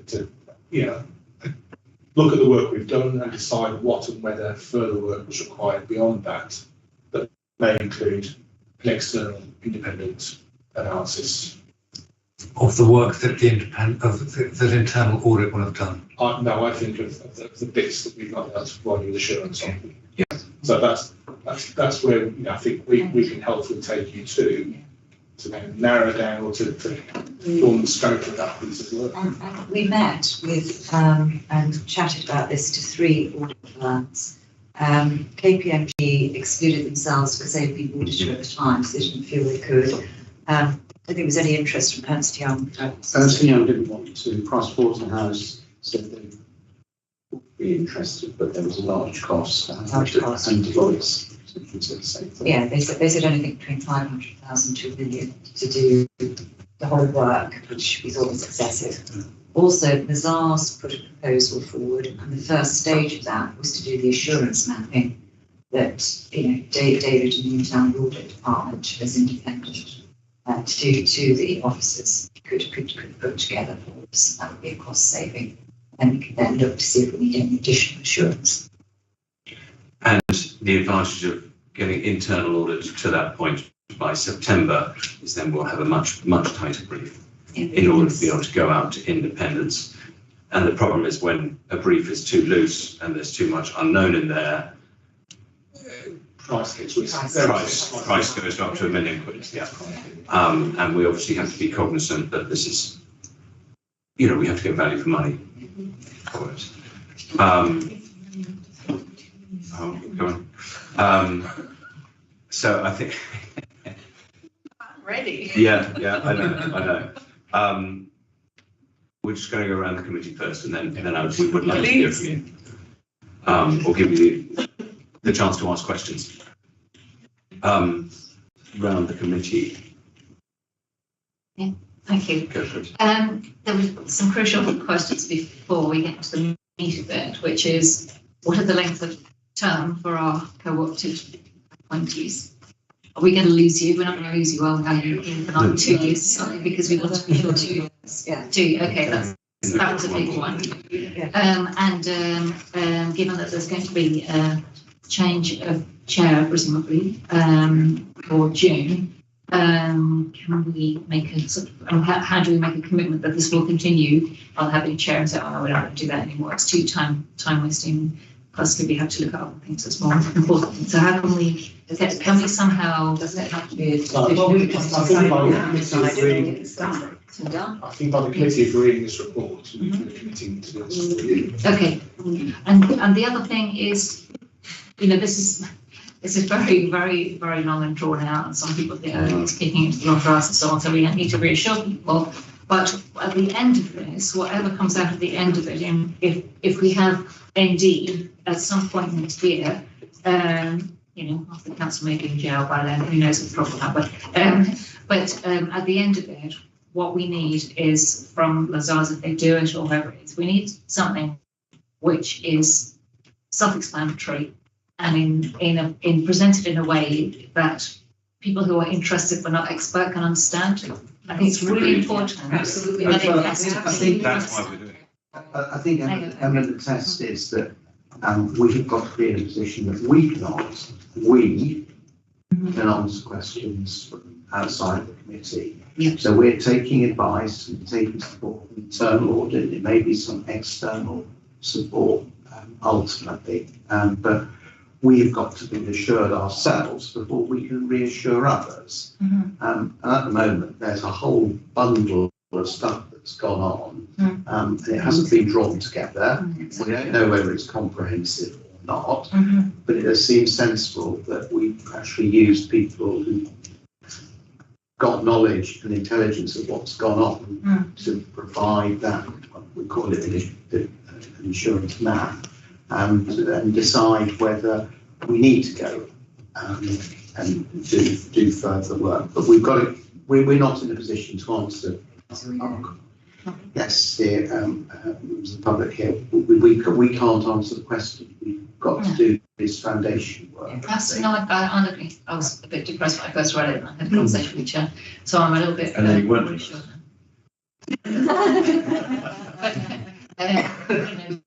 But also, there was a consistency. There was just one point. There was a consistency about the people we spoke to about how we should approach this. Okay. So No, that's helpful. I need to be confident enough not only that the process. I need to argue it by the bins, frankly. I do get stopped all the time to get my rubbish out, whatever. I need to be able to make that argument, people in the street, but also at the end of the process to say, actually, this isn't great, but this is the truth, and it's all there for us to engage with. So that's what we need, and something which is understandable. That's what we need at the end of it, because there are so many questions, and it may be fine, it may be not, it may be mixed, but we need to know what is and isn't, and what could have been done better, and this isn't going to happen again. But obviously, a lot of people out there think that money has been squandered, and maybe it's just been misallocated. So we need all of that. Or maybe it hasn't. No, exactly. We just need to know the truth at the end of it. So, but what the point is that we need this foundation work to help make things transparent about where we are now. Yeah. And once we've done that initial analysis, we can then drill down into the areas where we suspect there may be a gap or there may be something going on that we need to investigate further. Okay. So, all right. Okay. I'm sort of convinced. Thank you. Thanks. And again, it brings us back to resources. That this is a big, high priority body of work. What are we going to do about it? Can we do it? Can we do it as quickly as possible? Because these are timescales we'll report to you in June. Without everything else just sort of falling by the side. I did discuss with the three independent members, we would look to where we felt we needed additional resource to backfill what we're doing, so we can make sure this is absolute priority. We'll make sure that happens. So that's just to reassure. Great. We have that commitment. Okay. All right. Thank you. And I thank you for your work and your commitment, because I know you are committed to going through this very, very long process. So, okay. Thank you. David, Camilla. Camilla, would you like the opportunity to sort of put a seat up? And I think really what we'd like, you've read the paper, you've been to the meetings, you know where we want to go and what we want to do. And I think this is the opportunity to ask questions on this as to, for you to get reassurance as to we're going in the right direction. But also, Oh, also bear in mind that David and his team will be doing the initial work for you to make your comments so that he's aware of what they are at this stage. It's much better for him to hear what they are now than him to hear afterwards. Well, I wanted to start by going back to the risk register, actually. And in the risk register, it talks about the emergency plan, and he talks about the work you did with Lancaster West Estate. And as vice chair of the Residents Association there, I can tell you that you haven't met us, but we still have no emergency plan, so it hasn't made any difference to the risk. And I think that's part of what the problem is that all of this stuff looks good on paper, and this is what we've done to mitigate the risk, but if you don't have any input from the people who are, maybe the people who are actually experiencing this on the ground, you don't have any idea of reading, so it doesn't make any difference. It's a piece of paper and it just ticks a box. And I mean, I could say the same thing. I attended a lot of the scrutiny committees, and I noticed that the things you said in the scrutiny committees, like for example, Emma talks about some of the projects that people are doing and the attendance figures and how people are just handing in, basically marking their own homework. That's one of the things you mentioned. And the thing is, we talked about that and people actually said there wasn't any of these people at these events, there wasn't any of this happening. Yet none of it made it into the report, and then the same report came out and it looked the same. I mean, so I think one of the risks you have as the council is that nothing will change. And that's the real risk, because if things don't, I mean, obviously things weren't working before, and the real problem is if things carry on not working, you're not going to end up in any better situation. I mean, you know, going back to what you were saying about you took advice from people about how this should be approached. The problem is that you're asking officers and the council to mark its own homework, to tell you the information, which you have no way of really understanding and judging, you know, and you don't have that knowledge because you're not actually talking to the people who have the intelligence and the knowledge, as you called it, talking to people who have the knowledge and the intelligence to be able to have an input. But the whole process is so exclusionary that you're wasting money, basically. This internal audit is going to be a complete waste of time and money. We started asking these questions about the Grenfell expenditure in the aftermath of the tragedy from 2019. Really, we started going to every meeting, scrutiny meetings, we started gathering data, started gathering information, evidence. And at first we were poo-pooed, then smeared, then straight up sinister, intimidated. My personal address was shared online. People would turn up to meetings paid for by the council, people that work for the council, to disrupt meetings that we were having to try to inform the local people about what was happening with the money. I mean, these things are real. And we, in that very hostile climate, we continued engaging with the council committees and processes because we have a democratic system, and this is still the Royal Borough of Kensington and Chelsea, not London grad. And we wanted to prove that if we just engaged properly with you all, we could get some closure and proper analysis of what's happening. And I'm telling you that the evidence that we have shows that the money was spent, not just misspent and squandered, £30 million here and £50 million there. We're talking about a £400 million expenditure that the council has admitted to since the fire, right? And if you start tracing back, the people were put in accommodation where the rents were £5,000–6,000 a week. And we started saying, why are these people being kept hostage in these flats, and the council's response was, oh, we must go at their pace, we must go at their pace. And I knew people who were saying, I want to move, I don't want to be here, this is costing £5,000 or £6,000 a week, this is ridiculous. We started tracing who owned those properties. There are links with councillors, there are links with offshore, with the oligarchs that live all around here, their portfolios, offshore portfolios. I mean, we're talking about a serious corruption situation here, and you're trying to deal with it like it's nothing. Like it's nothing, and you must not be allowed to do that. We will not allow you to get away with that. I'm sorry. We want a proper external audit. You're saying that it's value for money. How can you be questioning value for money of £500,000 spent? We're talking about value for money of £400 million that no auditor would put their name to. You just said, no, none of these auditors want to even touch this thing. No. How can this be value? Okay. No, you said 2 of them didn't want to do it. And one of them said it was cost £500,000 or £1 million.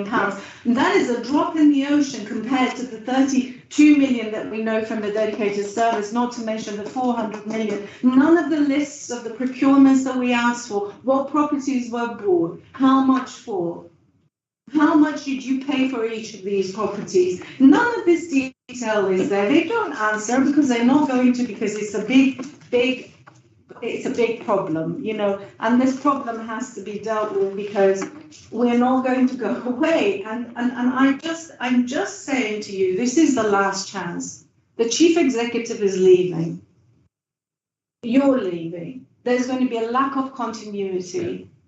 This is the last chance for this committee to really say, no, we want a proper external audit. This is a national tragedy. The government is given, if you haven't got the money, go to the minister, go to Michael Gove and say, you know what, I think we've got a problem here, because this council should never have even been allowed and left in charge, given that it was in the middle of a criminal investigation. Go to the minister and say, please bring in an auditor. Commissioners have been brought in for far less than this. Please bring in an auditor to look at these books, this £400 million that was spent of taxpayers' money in the name of Grenfell, in the name of Grenfell victims, and stop messing about.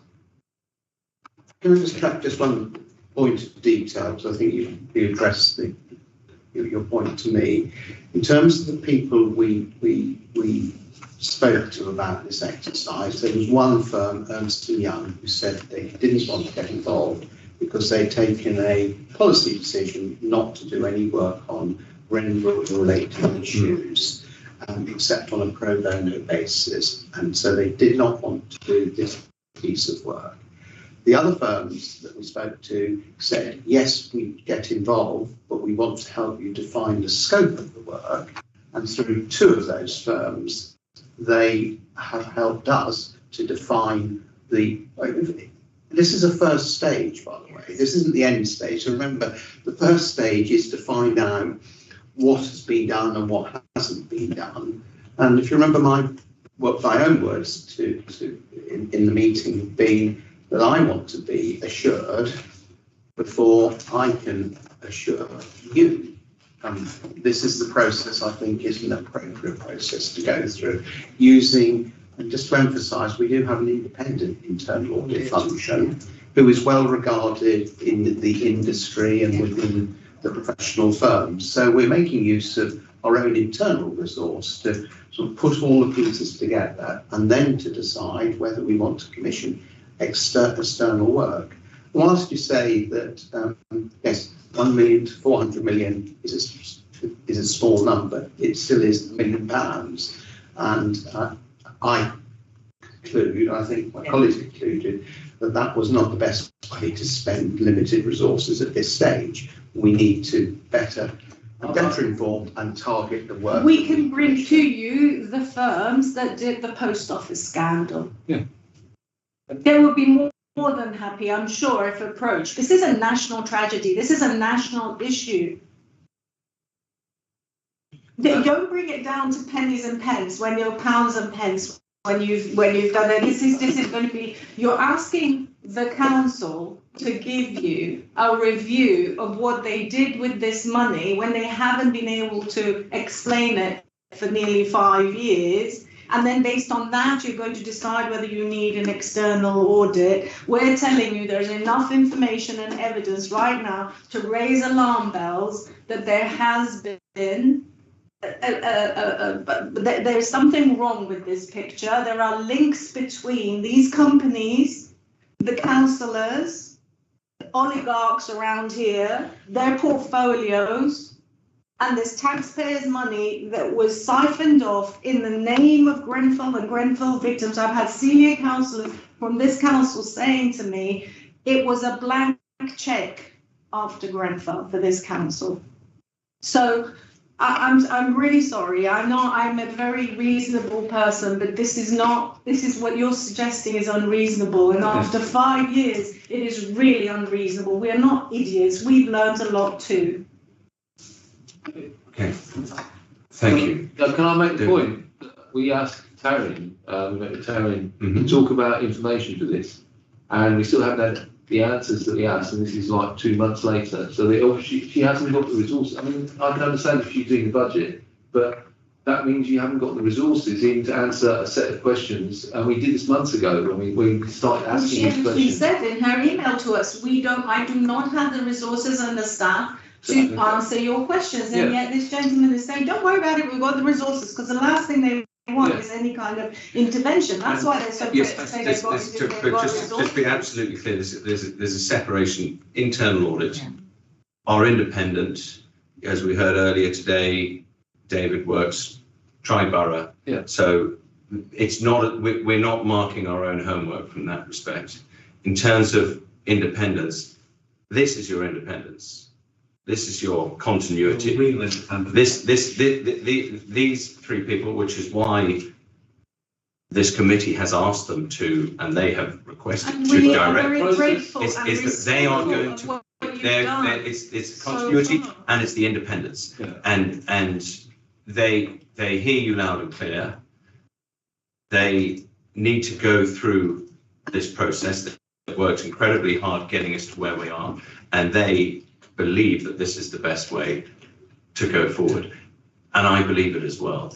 It's not going to be done overnight, but we want to do it properly. And what we're asking you to do is to trust us to go through this process to get it right.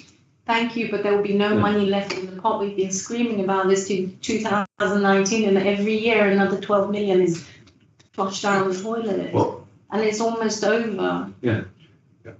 So we can only work as quickly as we can. And it's very important. You just call in the government, tell the minister, there's a problem here. You shouldn't be saddled with this responsibility. With all due respect, I'm really, really grateful for everything you've done, because you have actually managed to get us here. Can't even remember who it was that told us to come to the Audit and Transparency Committee, because we're ordinary people. We didn't know about this stuff. Cosette. I wonder if we might confer with you after this meeting about how to take consideration of what they have as part of your assurance mechanism. Happy to receive that Ahead of the report in June that we will make. I feel it's important that we consider whatever evidence or information that they have, and if you could share it, then we can make sure that it's transparent. And again, it may take months for us to get to the bottom of what may or may not be happening. But we don't have what you have. So I think if we can connect it to you, David, and we oversee Well, would you like us to go to the Times or one of the newspapers and ask them to put their investigative unit on this? Because there's enough information to show the links between the portfolios and the councillors and these funds. If that's the case, then please share it with David and us so that we can help. Please don't lead to that answer. We are trying our best to be helpful. I understand. So if you could share the information you have with David and us, then we can start on this journey together and figure it out. But we don't have what you have. We haven't seen what you have. I'm not certain David has either. So given that this is our way forward, which I believe we've agreed that it is, please give us what you have so that we can properly see what it is. When we've shared information and intel before, they've usually just spent all their time and resources cleaning it up. I would That's say usually what happens. that every time you raise a flag, We're someone independent, picks up on and it. this is But different. you have commitment from our co-opted independence members, exactly why they're here, from external, internal audit. This is why we have this committee set up like this. It's incredibly important to find out what went wrong after Grangefield and what went wrong with the recovery. Because something did go wrong there. Because if you don't find out what went wrong, it's not like 50 million or whatever disappeared in 6 months. Because basically when we talked to Tarrant, he said a lot of the time they wrote stuff in the books, but it was just put under a general accounting headache. So we've got no idea really who got that money at the end of the day, putting their hands up to it. So, I mean, but if you don't find out what went wrong with the whole process, you will never be able to fix what's wrong now. Because I mean, and it will carry on. May I make another suggestion in terms of, in order to try and speed this timeline up, what I don't want to happen is that internal audit go away, do a report, which is then read at the next committee meeting. That's another, 3-4 months down the line, et cetera, how can we get the report to the co-opted members to review and agree with enough time that any changes that need to be made, and then the final draft can come to the committee meeting. Just How can they even understand and review that when they don't have the knowledge and the intel? You know what I mean? Yes. So Yeah. I appreciate the committee is already overrunning. Please share the information you have with us and with the, so that we can consider it now. Yeah. And not 3 months from now. We'd like to see it now. If you have this information, please could you share it? And I will, Chair, will work with the independent members to show them what we're finding as we're going along, rather than it becoming as you say, something. This is taking too long. Yeah. Great. But I think overall is it's a big ask, but you need to trust this committee and the people around this table who are going to be ongoing around this table. We I trust know it's you, big. we just don't trust what happens once you step outside of these doors. But we're not, That's the problem. we're not part of this. Yeah, I'm saying the people around this table, I'm not, And what guarantee do we have that this committee, so when the new committee forms after the elections, what guarantee do we have that we'll be passed? When Is that We'll what- all be here. The three of them are not elected. Yeah, It would require a constitutional change, even if it were a committee, which I don't think it would be, not to have an audit and transparency committee. Yeah. So you have an absolute cast iron assurance that Cosette, Andrew and Liv will not only be, will be on the committee I would say indefinitely, but for sure. appointed for a 3 or 4 year term. 3-year term. 3-year term. So you have the continuity there. yeah. Some big fish, there's some big fish and big names in this. That's okay. Share the information. Let's get started. Okay. Thank you very much. Thank you for coming.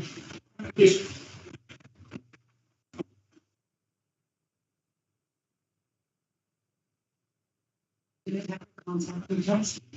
Make sure we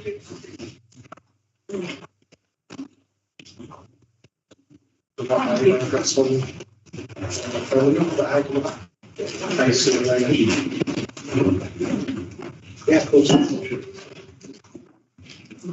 Another point I might make is that we came to the last meeting, and I think we spoke at that one.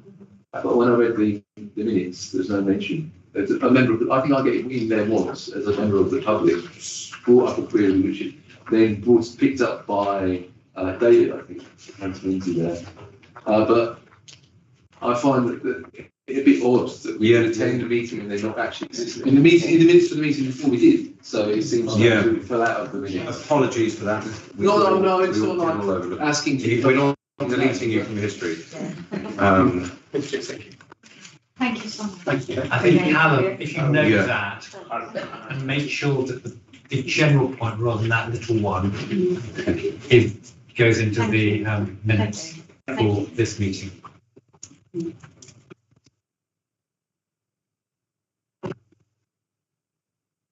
Good, so A10, we have agreed. Mr. Chairman, Yes. so it's news to me that the executive's leaving. Right. It's fairly new news, as in a month ago.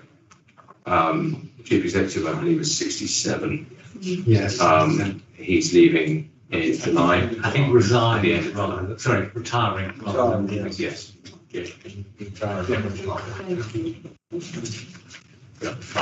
And who's replacing him? But I have in the course of all this that you track that £1 million that I've got apparently, that you've been tagged on Twitter about. I made £1 million out of this. I'm happy to follow through. Been thoroughly abused by, I'm not going to say anything, sorry. I have actually had to block them on Twitter and report them. Sorry. Yeah. So I think this cameras. I think we've got to be careful. We've got to be open-minded. So with the people who are speaking to us, we could find we're violently agreeing with them at the end, or we could find we are on the other. But we should start off open-minded. Yeah. Can we just move on to A11? Can I just make a point though? I think, Andrew, there's probably a difference between the audit trail for monies spent on the purchase of housing, for which there is a very definite end product. And that's the services, which may be rather more. I think it was temporary accommodation that they were Yes. commenting on. Yeah. Maybe there's some more work to be done. Let's see how. But we all know But I that. don't think the amount that was mentioned, the 400 million, was being wasted. I think that would probably, there's a figure of, I think, 285 million on housing, property, but that is not the same as money on other services. That's noted. Yeah. That's a really important thing. Thank that needs you. to be driven home. Vice Chair. Sorry, I've said enough. Sorry for that. Can we move on to A11, which is my final report, for your information, not even for approval. For comments or anything like that. Okay, oh dear, right. It's just 2:30. You say only 2 high, 2 medium, and no high priority recommendations. It's title in paragraph 2. 2.3 or 2? 2.30. Oh, yes. Oh, right, sorry. Okay. And then in 3.1, no issues regarding councillor conduct. Yes. I think we did have a Okay. case. We Yep, did. Yep. Yes, I was very excited. Yes, If I may respond to that one. That was in part B of the meeting. The meeting because it was private. That's why I Okay, picked that up myself, and that was the answer. okay. That's unfortunate. That's very. Um, Given it was mentioned. I was quite irritated by it as well, but it was in part I B. spotted both those things. There is a very clean resolution to it. Yes, there is a clean resolution that we can talk about in part B. Any other comments on this? Right. Great. Thank you very much, Karen. Hold on. Before we conclude, I've written a long speech. Before we conclude, I just wanted to say thank you very much to councillors on the committee.